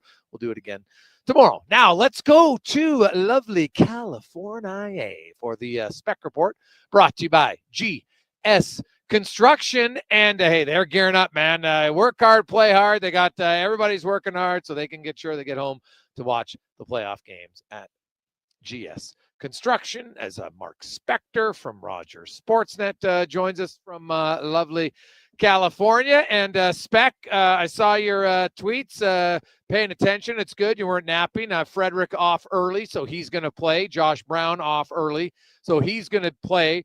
He'll be him and Emberson. Now, what's your sense? I don't know if you talked to coach, like, are Emberson and Brown going to play a lot together? Do you think they're just going to be mixed with another lefty here or there? What do you see that for that third pair? Well, listen, it's playoff time. The coach isn't outlining, player usage to us media blokes.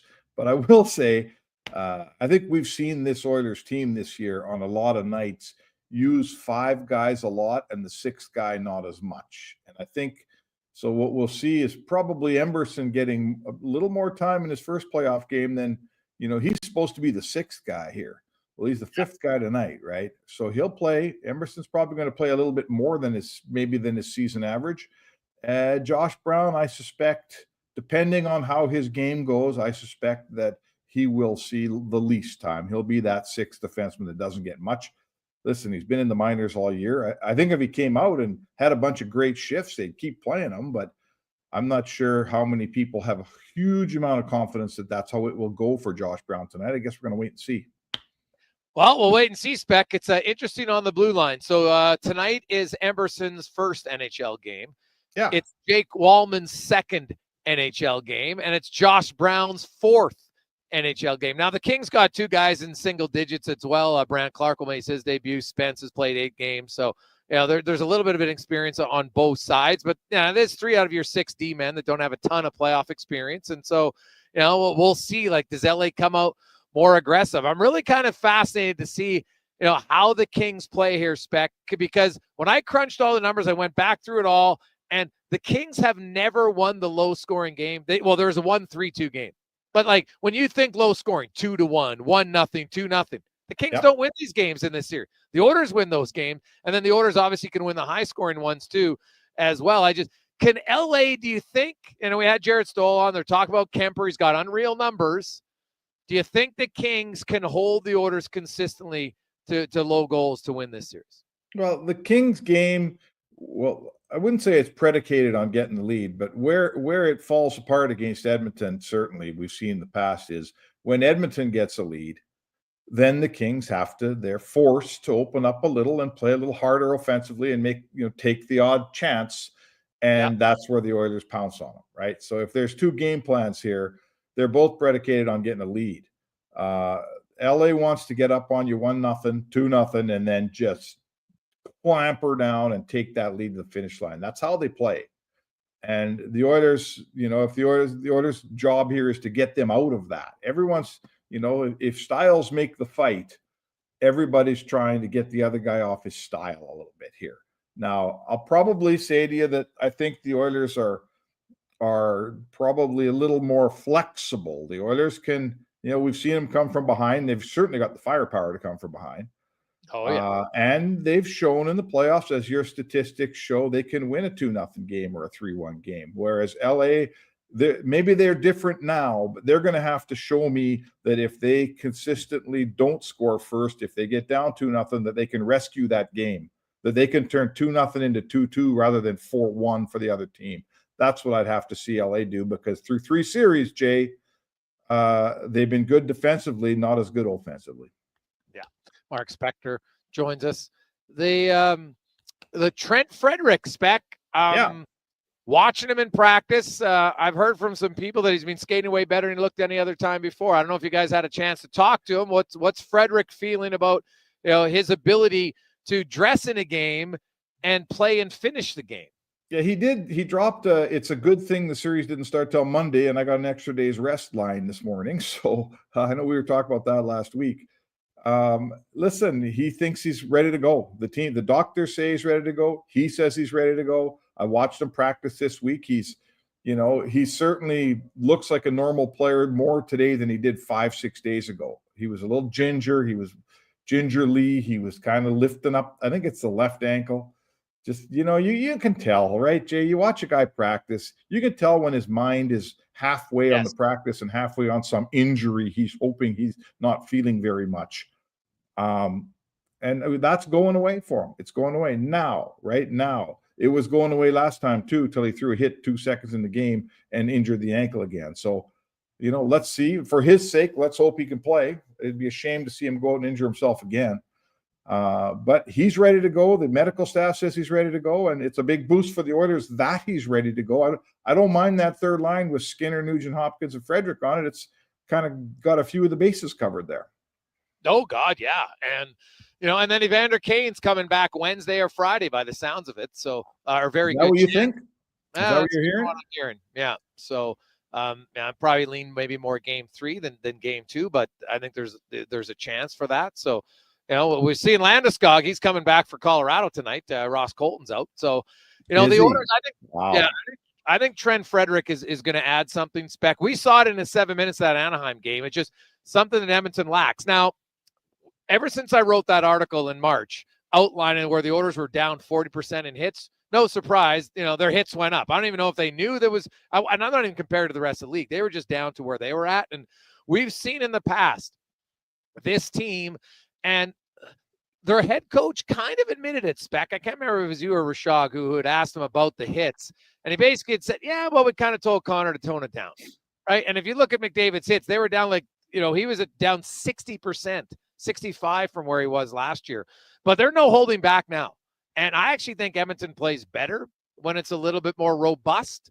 And I'm kind of curious to see just how much more assertive the Oilers are physically, which is going to create momentum changes and is going to have a few more shifts rolling over one after the other. Well, what do you think about that, especially now that McDavid looks 100% healthy? Well, the one thing, I'm old school. Playoff hockey is always more physical. It should be. It's supposed to be. There's supposed to be more intensity. There's supposed to be. It's not a regular season game anymore. The other thing is physical play tends to mean the other team pushes back. They get a little physical. What it also means is you're probably going to see more power plays, right? Physical play leads to power play. Somebody gets mad. Somebody hits you too late. Somebody retaliates. And I would say, generally speaking, that the more power plays in this series, I think even if each team gets the same amount, I think we would say advantage Edmonton, wouldn't we? If there's more power plays going on here, if the Oilers power play has the ability to take this series over as it has in the past. So I can't, you'll never get me to say that physical play doesn't help every team. But the Oilers having a little bit of physical play, getting some emotion here. I'm all for it. I think Trent Frederick's a good start. If you got Kane coming back sooner than later, he's a physical guy, and let's go. Their best defenseman is Drew Doughty, who's been beat up all season long. I get it. Every playoff coach in every playoff series says dump it into Bouchard's corner, Pietrangelo's corner, whoever the best D-man is, and go in there and crank them. Well, Drew Doughty's had a bad ankle. He's had a bad hip, and he's an older cat, man. If you're the Edmonton Oilers, that's a guy that's a difference maker. You got to get on Doughty with some big hits, And probably Frederick and Kane are the best two guys for that.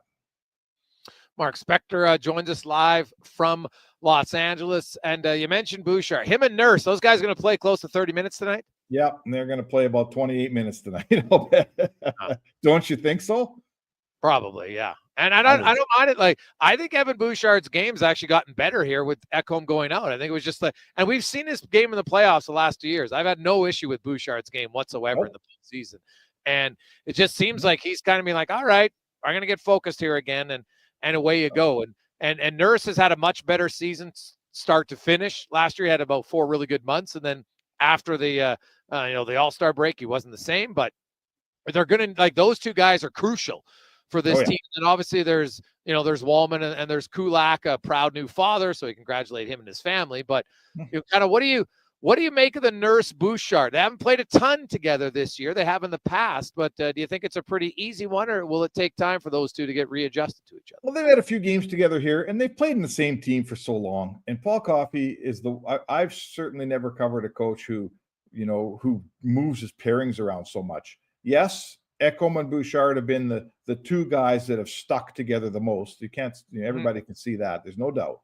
But Coffey's played all these guys with each other so much. To say that two defensemen who have been teammates as long as Bouchard and Nurse, which is the entirety of Bouchard's career, to say that those two guys aren't familiar with each other, that doesn't make sense, man. Those guys have practiced together. They've played together. They've watched each other play. Like, I don't think they're a lefty, they're a righty, I don't have any problem with it. I don't think there'll be that's not the issue. The issue is, the issue for me is if Bouchard, the only thing no one does, that's ever wrong with Bouchard's game is defensive awareness. He's, again, an awesome offensive player. He puts it on your tape. He moves it smartly and well. It's defensive awareness. And to me, that's not that hard to solve. If he focuses down and gives you the Bouchard we saw in the playoffs last year, and you got Nurse on the left side playing the best hockey of his career probably, sounds like a pretty good pair to me. I'm not sure it's going to get a whole bunch better for the Oilers. Spec, Zach Hyman, and I don't know if they've ever talked about his injury or anything like that.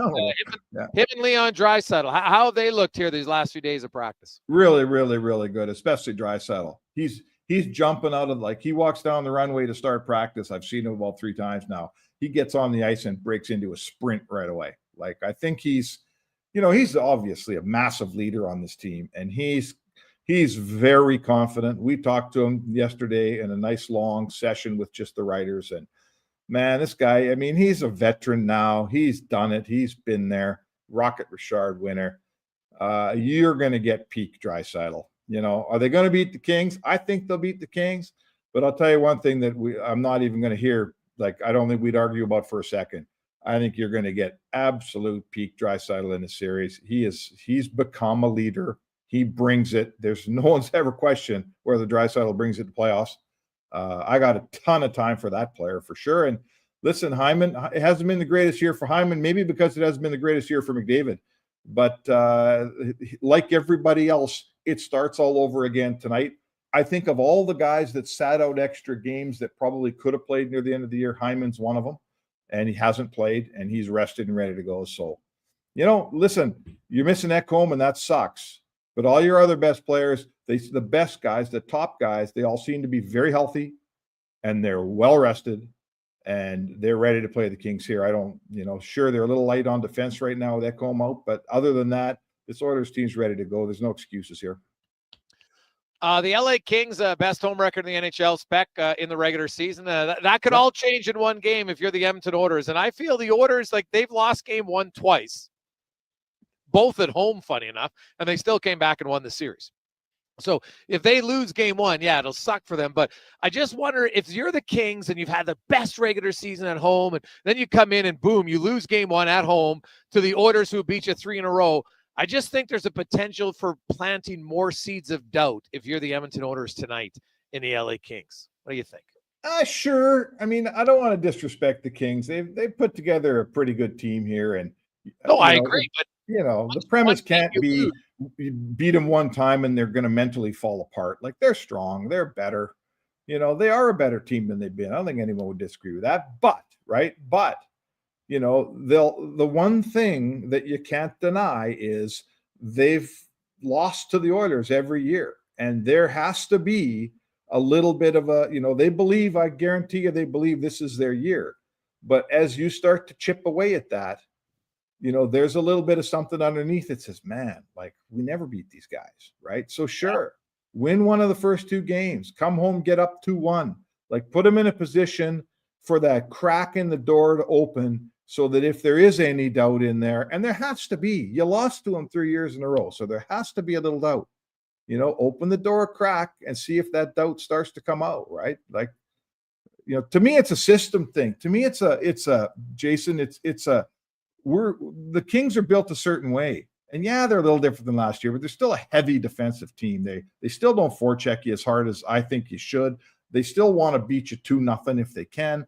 They still don't have a giant offensive presence. They're all built on defense. If you start to score on them a little bit, the foundation gets shaken a little. And to me, that great defensive team has never beat the great offensive team the last 3 years. In fact, they're getting further away. So that, to me, is where any crack in the foundation begins. Is, man, maybe the great offensive team is better than we are. And it's up to the Oilers to get some past Kemper early and make them start thinking that way. Yeah, what do you make of Kemper? We got Kevin Woodley coming up. He's going to give us his annual breakdown of the goalie, because he always says, hey, every goalie has a weakness. And Kev goes through all this tapes and finds it. And, he was the one who talked about Shilov's last year, high point shots. And then what did Edmonton start doing? And they beat him with high point shots right through traffic. And I'm curious. I'm very fascinated. He's coming up right away. But, the Kemper factor for Edmonton is, if you could suddenly get to Darcy Kemper, who's had a great season, there's another one. Like, oh, my God, we got another goalie. It's the 4th year in a row, a different goalie. It might be the same result. Well, let's face it. They shredded Korpisalo after a couple games, and they got Cam Talbot after a few games. Who was the goalie the first year? Jonathan Quick. Oh, yeah, it was Jonathan Quick, right. And they solved Jonathan Quick in a pretty tough series. Like, that was a 7-game one. What was the score in the final game? Wasn't it 2-0? 2-0.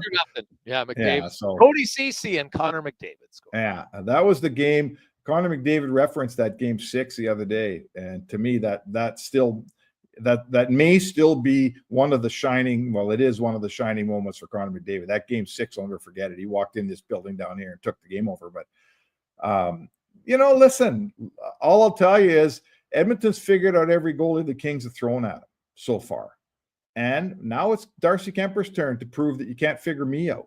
It's Darcy Kemper's turn to prove that I'm not Korpisalo and I'm not Talbot, and I'm not, after 4 games, going to start giving up the same goal over and over and over again. So let's see, right? This is one of the subplots here. The Kings are coming at you with what they think is better net minding, and the Oilers are saying, let's find out about that. Yeah. Well, it should be great. The great news is tomorrow we'll actually get a game to talk about. The only thing worse than starting tonight is we could be Tampa and Florida starting tomorrow. So that's the good news, is the series gets going tonight. Enjoy it, Spec, and we will chat about it tomorrow. Yeah, all right. Don't stay too late on the rocks there. You got a wife and family at home now. Pace yourself, Spec. Pace yourself.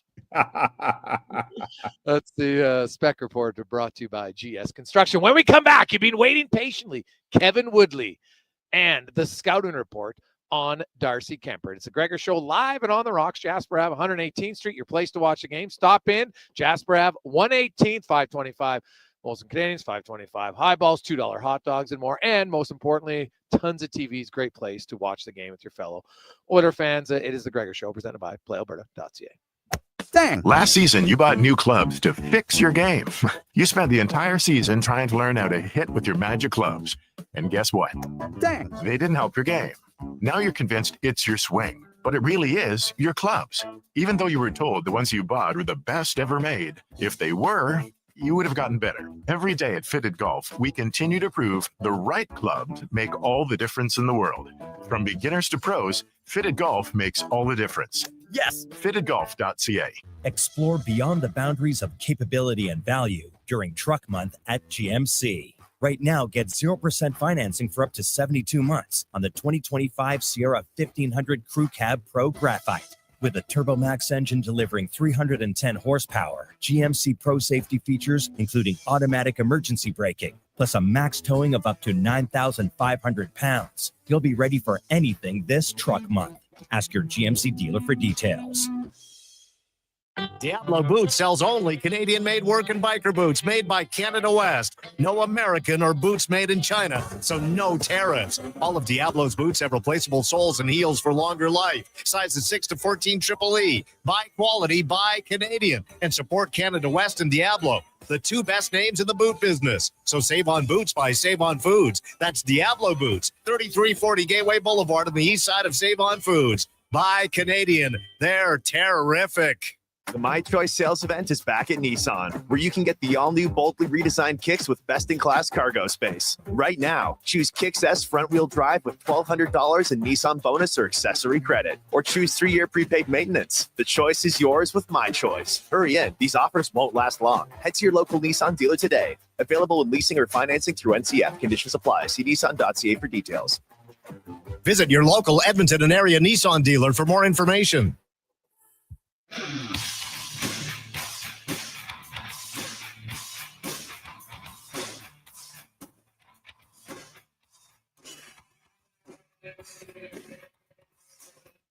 Portions of this hour brought to you by Action Electrical. They're the most diversified electrical contractor in Alberta with 4 divisions and project service tag and solar for commercial or residential. Contact them today at actionelectrical.net. From puck drop to kickoff, it's the Jason Gregor Show on Sports 1440. Presented by PlayAlberta.ca, Alberta's only regulated online gambling website.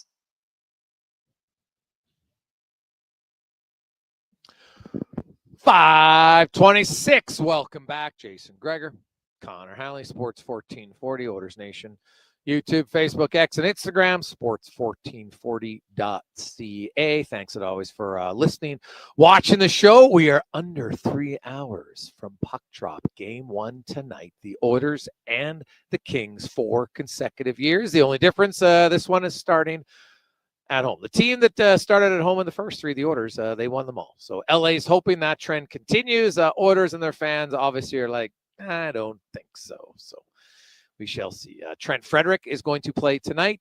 Josh Brown and Emerson will be the third pair.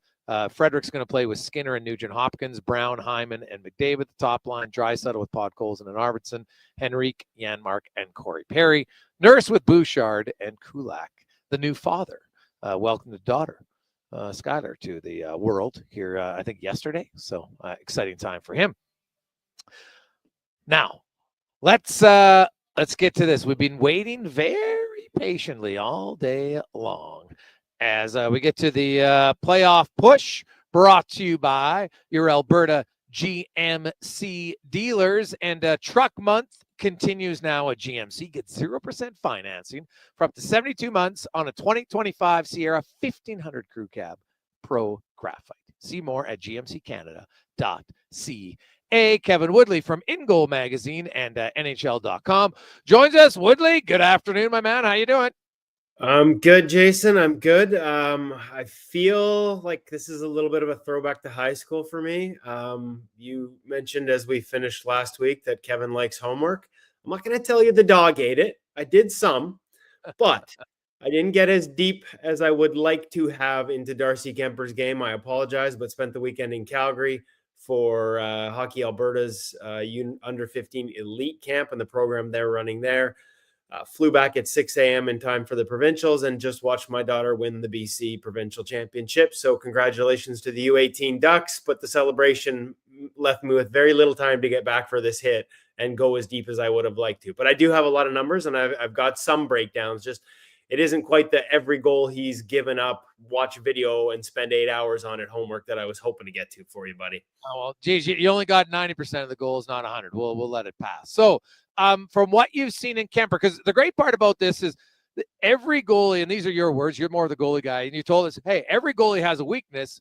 It's just a matter of can the teams exploit that weakness, right? We saw Colorado do it at times on Hellebuck, some screenshots and stuff. Shelov's was the point shots, everything. So Darcy Kemper's had an unreal year. He's probably going to finish second in the Vezina to Connor Halley. He's had a fantastic season. But if you're the Oilers, what's your scouting report on how to try to exploit Kemper? Well, I mean, you mentioned it. When you talk about weaknesses in the season that Darcy's had, we have to talk about relative weaknesses because there are very few numbers. As a matter of fact, there's only one core statistic, out of the basic 9 types of scoring chances where he is under expected this year, and that's breakaways. 13 on 50 chances, a tendency to bite on a fake and get a little spread out on those. You can get him east-west if you can get him to kind of commit. He doesn't have that sort of second recovery push in him. So you can spread him out with a pump fake and wide. But hey, like breakaways are not something this team is going to give up during the regular season much of, and especially in the playoffs. The rest of it, like Jason, I'm looking at, it's all blue in front of me, and blue is good when it comes to goaltenders, all well above expected. If you break it down, though, slot line plays. So listen, east-west goals are how you score on goalies in today's NHL. You make them go from one side of the ice to the other. And interestingly enough, again, like he's plus 5 goals above expected, 26 slot line goals on 102 chances. That's really good. But dig in a little further, and most of his success is down low in tight. Low slot line plays below the hash marks. Above the hash marks, high slot line passes, he's actually below expected. So again, we're going to get into the micro stats here a little bit. And when you look at the tape, what you see is a goaltender who does play a little more aggressively. Like this is not Jonathan Quick in 2012. He's not coming out to the bottom of the hash marks, but he plays with a little more out early and backwards flow into his net. And on rush chances, which let's be honest, like the Oilers have the skill to finish high in rush chances, the tendency is to want to make those plays close to the goal line and get the goaltender spread out and in the splits. With Darcy, you might be better off to make that pass high in the zone. Think about being a foot outside of your crease as a player comes down the right wing. For every foot you're outside, that's 2 feet you have to travel to get across to the other side. And so that little bit of aggression, if you can catch him with quick releases off passes higher in the zone off the rush, it's worth a go rather than thinking you're going to get him in tight because he moves really well. The other thing is I would say low-high pop passes, and again, this is something the Oilers do really well in the power play, especially work off the goal line. Attack downhill, get near the goal line, and make plays from there. Pop passes, then lateral. So he doesn't tend to overcommit into his post early, but he will push out somewhat aggressively from an initial. If you get him down on his post at the goal line and make a pop pass, he's going to push out on it. If you can move rather than sort of hold. If you can move laterally at that point or make any type of lateral play, you can catch him in that forward motion. Some of the other things that you see in his game that you have to be aware of, it's actually strength. He is very aggressive with the stick, not just in terms of poke checks, but uses paddle down a lot. So he will, if he's moving laterally on in-tight plays, he will try and cover off the 5-hole by dropping that blocker hand and sealing the ice with the paddle. When I say he's active with it, he'll sort of go into that paddle down, blocker stick on the ice and push out at pucks, try and force you wide, cut off passes. He uses it. A lot of goalie coaches would look at it and say, I don't want to see that in my goalie's game. He uses it very effectively. But anytime you're using the paddle down that much, you've got exposure on the blocker side. So that's something the Oilers can look for is anytime he's in that situation in tight, it obviously limits his ability to make saves high blocker. And his high blocker save percentage this year, .853. Underneath the blocker arm as well this year, 6 goals, which is a pretty high total by sort of today's standards. The other things like high glove is .839, but I wouldn't necessarily call it a weakness. But when you look at his numbers just over the gloves, he holds his hand a little low. So you get him moving, you go upstairs, even on open looks. We see some goalies that have that fingers up style. Like we talked about it with Skinner, right? Fingers up, shoot under the glove. With Darcy, it's very much about picking the corners in the top of the net. High glove save percentage of just .839 this season. Kevin, not from Mingo Magazine, NHL.com. Did you say pot pass when you're on the goal line? Yeah, pop passes. Sorry, and I go into lingo. Pop pass is just basically a quick up for a one-time or a quick up from the goal line into the slot, or basically anything up ice from down around the goal line. Pop it into the slot, pop it down to the face-off dot. Okay, yeah, no, that makes sense. I kind of thought so. I just wanted to make sure I wasn't hearing the wrong thing. And just from your down low, you pop it out in the slot because obviously anytime you can get a goalie moving, that's where you're going to potentially have a little bit more success. some goalies come out, like some goalies play that a lot differently. Some goalies will hold edges and just make a tiny little adjustment, like angle first before depth. Darcy's tendency is to push out right away, and that's where you can catch him with that second pass. Again, broken plays, scrambles in tight. He's got good numbers. But if you can, and this is something the Oilers do really well off the power play, they create scrambles, create chaos, and then funnel it over to where Leon's going to be. Those are the type of plays you can have a lot of success with, against Darcy. Statistically, when I look at his broken play numbers relative to everything else, as good as he's been, those are ones where you can target. Okay. Kevin Woodley from Ingo Magazine and NHL.com joins us. Kev, a few other things I want to touch on. I know it's super early, but people in Winnipeg were like, here we go again, with Hellebuck's game. Is there anything, is depth? I know people talk about his depth, right? Like he was deep on the Thomas goal. That's just how he plays. Is it an issue if you're Winnipeg? It's not so much the depth as he relies so much on his patience. And I know the Thomas goal, like I'm willing to bet that when they broke down the Thomas goal, the way he came back was almost like he was setting himself up to push right. Like I'm pretty sure that he read Jake Neighbors' backdoor and got caught with that read. And that is that fine line between thinking the game as well as he does and crossing over into, from anticipation to guessing. And it's such a fine line. And he's on the right side of it at a level that we haven't seen before over the last couple of years. But the way he flattened out as he retreated looked to me like a goalie that was preparing to go to his right. And if you look, Neighbors is heading there on the back door. So that would be my estimate, my guess of what happened to him on that one. Yeah, it's really easy to look at depth and say, this guy's just playing too deep. It's the reality is the top guys in the National Hockey League this year all play deep. Like, look at the guys who led the league. They all play deep because the game is incredibly dynamic east-west. Now, was he even deeper the other day? I don't have the ruler out to really measure it. I talked to some people that didn't think it was much of a difference, and that Neighbors, the Kyrou goal with Neighbors going back door was the one that looked the worst because of the way he retreated, anticipating maybe a pass. I think the biggest thing to me is, though, reacting early.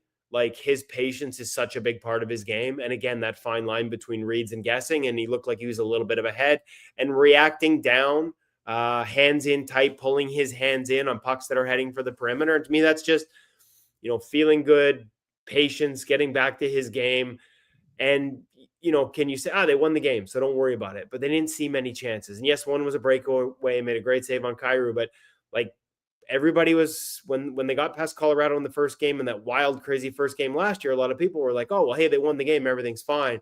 I think that first period still makes you a little bit nervous. As big a believer, and you won't find many bigger than me and Connor Halley, I still need to see more from him in game 2 before you say, hey, they're comfortable and he's good. Okay, and that's fair. Now, what about Dallas? What'd you make of that game? Blackwood had to make some big saves in goal for Colorado. What'd you make of Ottinger's play? Yeah, but, for Blackwood, kind of quietly lost in that game. Dallas had 10 high in danger and almost 4 expected goals. Blackwood was good. And for a guy who, and we talked about it last week, I think, about, who would they start in the playoffs because Wedge would have gotten on a heater. I just think Blackwood's game is built for the playoffs. He's athletic, he's competitive, he's fast, and he's huge, so he can have that home base. At the other end, that was a bit of a struggle for Jake Ottinger. Colorado got 10 high danger too, but he was underwater by the numbers. And here's the challenge. They're a team that has been really good defensively in front of their goaltending for a long time.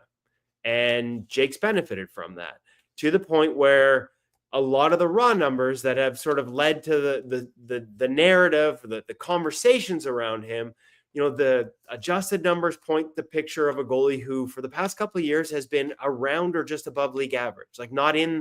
When you look at him and you look at the reputation and the size and the skill that's there, clearly talented and perfectly fit for today's game in terms of size and athleticism and a lot of components. But the reality is, for more than 2 seasons, he's performed at a league average level and nobody's noticed because the defense has been great. And so now the defense is not great and he is not there to bail him out right now. It doesn't mean he's not going to, but Dallas with the injuries, unless some guys come back and they find their game again, they're going to need kind of Jake Ottinger from that first taste of the playoffs against the Calgary Flames. And the reality is we haven't really seen that guy for extended periods for a while. And again, not a criticism. I just think there are elements of his game. He's flat, doesn't have a lot of rotation, loses backside angle that I think teams have written a book on and they're going after. And we haven't seen a lot of progression from that over the last couple of years. So as the defensive environment sort of thins out in front of him, I think more and more people are seeing numbers that frankly are reflected in the adjusted numbers for a couple of years now. What'd you make of Allmark in Toronto? Yeah, that was a tough night, right? Like open releases, didn't get a lot of help. I mean, I'll be honest, I don't love Ottawa's defense. And the way there's so much talent up front. I think there's still some questions there, not just about the defense as a group, but about how they defend as a group of 5 on the ice. And way too many dumb penalties in that game for them. Yeah, and you can't afford that. Listen, but the narrative's going to build, like just as it has on Connor Hellebuyck, right? If Linus doesn't have some of the performances that we saw from him, down the stretch here, given what happened in Boston in the postseason, even though there were injuries involved, people forget that he's playing through something the first time through. There isn't a huge track record of success in the playoffs. And when that continues, if it continues, the questions start to get asked. And listen, much like Hellebuyck, I believe in the goaltender. I believe in the talent. I don't think anything has changed here. But behind that team, I think he's going to need to be a little more, he's going to need to bail them out. And he's going to need better performances than the other night. And, both Dallas and Ottawa, like we've talked about Casey DeSmith and how good he was. Down the stretch, Anton Forsberg was the same, posted ridiculous adjusted numbers. As tough as that would be for either coach, because both those number one goalies are making 8.25. They're in that echelon. You do wonder which one, if either, makes a move here to get a hot hand backup in. And we talked about this last week too. If you're thinking about it, don't wait too long, because now that hot hand backup hasn't played for a week or longer. And lastly, Kev, it's a real reason why Tocchet might not be coming back. Is it just salary? Well, I think salary is like, listen, this is a team that, I was told they had in the Lane Vigneault, John Tortorella contract era, but it sounds like as these prices have gone up significantly for head coaches over the years, they haven't been a team that's traditionally willing to spend that amount. Now, Jim Rutherford said today that they have made him an offer, talked about how compensation has gone up for coaches, an offer that is, again, he didn't give us the specifics, but by their metrics, whether it's totality or per year, is the furthest they've ever gone for a head coach. Right. So maybe that's still not enough, because the Rangers are out there, the Flyers are out there. And he said today that they would not hold him to the team option next year. If he doesn't want to be here, then they'll move on. I think one of the things that has me wondering if he does is just, decisions made dating back to last year in terms of, sticking with re-upping Elias Pettersson. I wonder if from a personnel standpoint, they've been on the same page throughout on that one.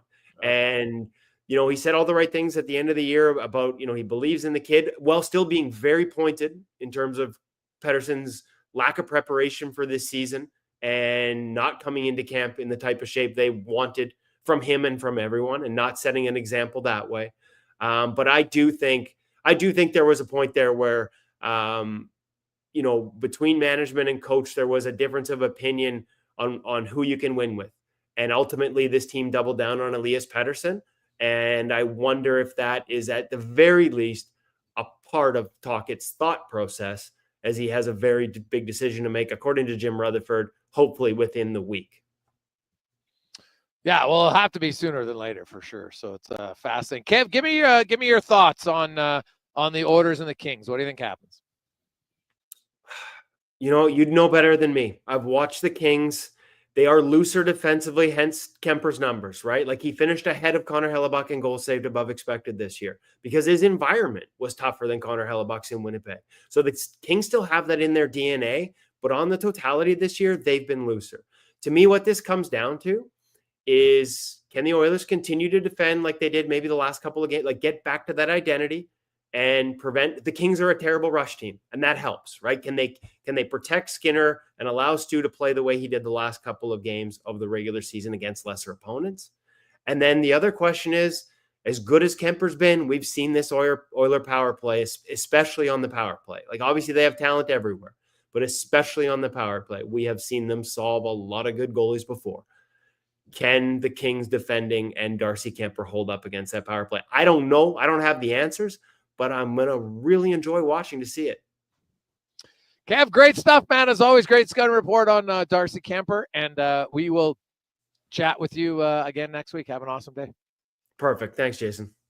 There you go. That's Kevin Woodley from Inkle Magazine and NHL.com. We'll take a quick break live at OTR, Jasper Ave 118th. Your place to get in. Hey, call, make a quick reso if you want. They got one table left, so you can get in if you want to come to tonight. It's going to be awesome. It's soon to be They do have some walk-in. They only they don't reserve the whole place. I should clarify that. It doesn't mean that it's sold out. They just only take so many reservations just so for people to walk in. But get here around 7. I think you'd have lots of time to ensure that you'll get a good seat to watch the game. We'll take a quick break, come back, wrap things up with the lineup report. More on the Gregor Show, presented by PlayAlberta.ca. At Hughes, it's all about getting in and out quick and clean. No cash, no problem. With Hughes' new tap and wash system, all you need is your debit or credit card to get your vehicle sparkling clean. Find us at HughesCarWash.com. You got a go-to coffee spot, a trusted barber, even a lucky game day jersey. But when it's about looking your absolute best, there's only one name you need. Mr. Dirk. Family run since 1939. We're experts in crafting impeccable tailor-made suits and offering a wide variety of everyday styles. Pair that with personalized one-on-one fittings and the convenience of on-site tailoring. Mr. Dirk elevates your style game. Visit our Edmonton store or explore MrDirk.com. Score big on style with Mr. Dirk. Silent Ice Sports and Entertainment is an innovative market leader across Western Canada, with sports and entertainment properties including the Spruce Grove Saints, the Junior Prospects Hockey League, Silent Rides Charter Company, the Hockey Super League, and the newly launched Female Super League. Silent Ice also owns the Western Hockey League's Seattle Thunderbirds and operates the Morinville AAA Arena. The Silent Ice Center, a new state-of-the-art entertainment facility, is open in Nisku, which features 2 sheets of ice, including a 1,600-seat arena and a restaurant with a viewing area. Actions speak louder than words. Japa Machinery Group puts your construction plan into action with XCMG construction machinery you need. Available for rental or sale. Learn more at japamachinery.com. I'm tired of waking up tired. Waking up tired. Are you tired of waking up tired? Come visit our sleep experts at the Brick Mattress Store. Get Canada's guaranteed lowest prices on all things sleep. Plus, try your new mattress for 6 months. If you don't love it, we'll find one you do. Some conditions apply. Stop waking up tired. Get the right mattress guaranteed. Only at the Brick Mattress Store. Hey, Gary, is that your dad? No, this is Evan, the new sales rep I hired. Oh. First impressions matter, but when hair loss takes over, it can feel like you're not being seen for the maverick you truly are. Hi, I'm Dr. Vance Elliott. At Advanced Hair and Skin Surgery, we know that hair loss is more than just a cosmetic issue. It's personal. Let's discuss all the cutting-edge options available so you can make a great impression every time. Book a free consultation today at drvanceelliott.com.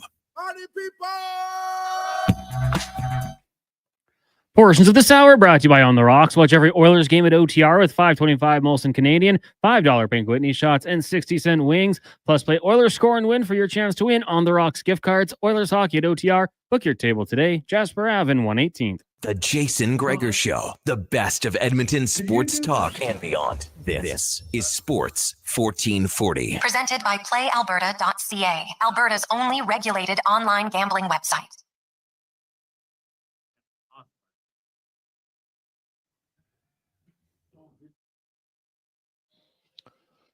.548. Welcome back. Jason Gregor, Connor Halley, Sports 1440, Oilers Nation, YouTube, Facebook, X, and Instagram, live at OTR, Jasper Ave, and 118th Street. So stop in, come in. It's going to be a great place to watch the game.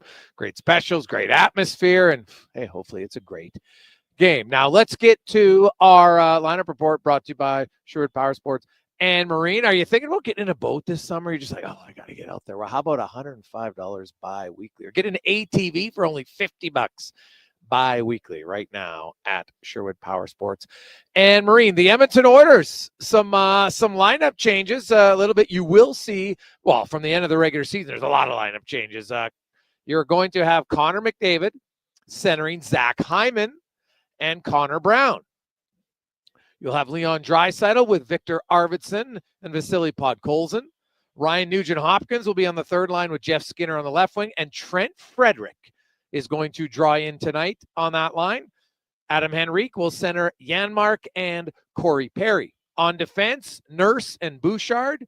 The new father, Brett Kulak, is welcoming a young daughter, Skylar.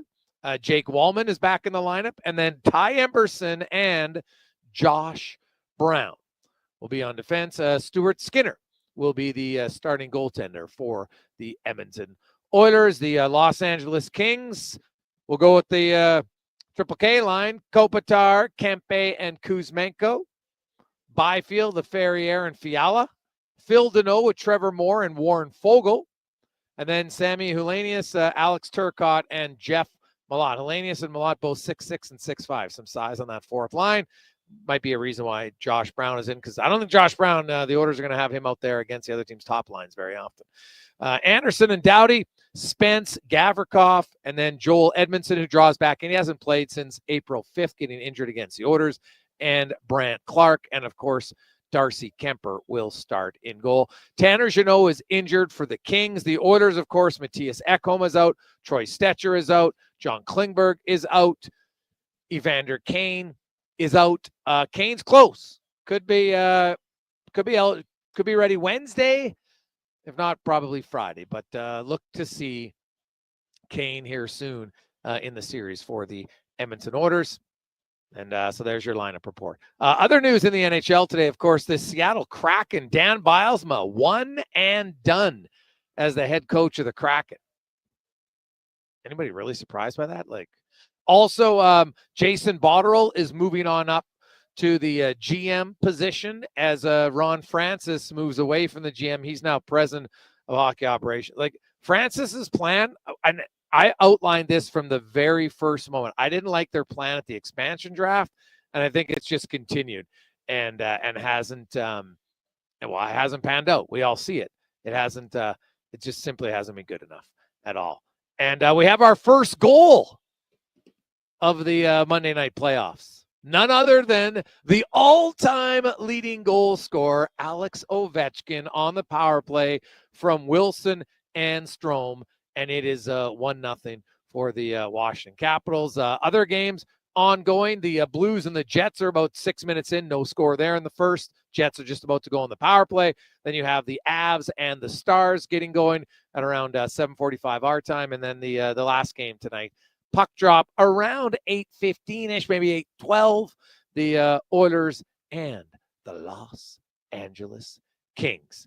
And then the final series to get going will be tomorrow night, Florida and Tampa Bay, as they'll drop the puck. Also, you have Devils and Hurricanes, Sens and Maple Leafs tomorrow, and then the Wild and the Golden Knights. That's a game that's going to start.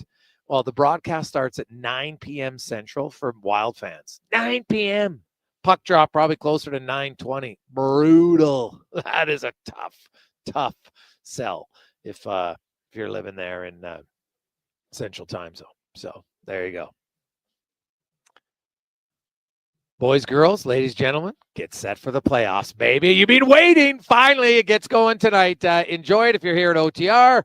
Maybe at home, you'll be playing playalberta.ca. Get in the fun. Stay within your limits. Enjoy the games. We'll break it all down tomorrow. We got the pregame show coming up next. Walker and Paulson, followed by the game. Then we'll have all the postgame reaction as well. Have yourselves a wonderful Monday. Let's get to the Conman Sports 1440 update, brought to you by Legacy Heating and Cooling. They are hiring HVAC installers and plumbers. If you want to get a competitive wage, work for a great company, RRSP matching, tuition reimbursement, they got it all at legacyheating.ca. Good night.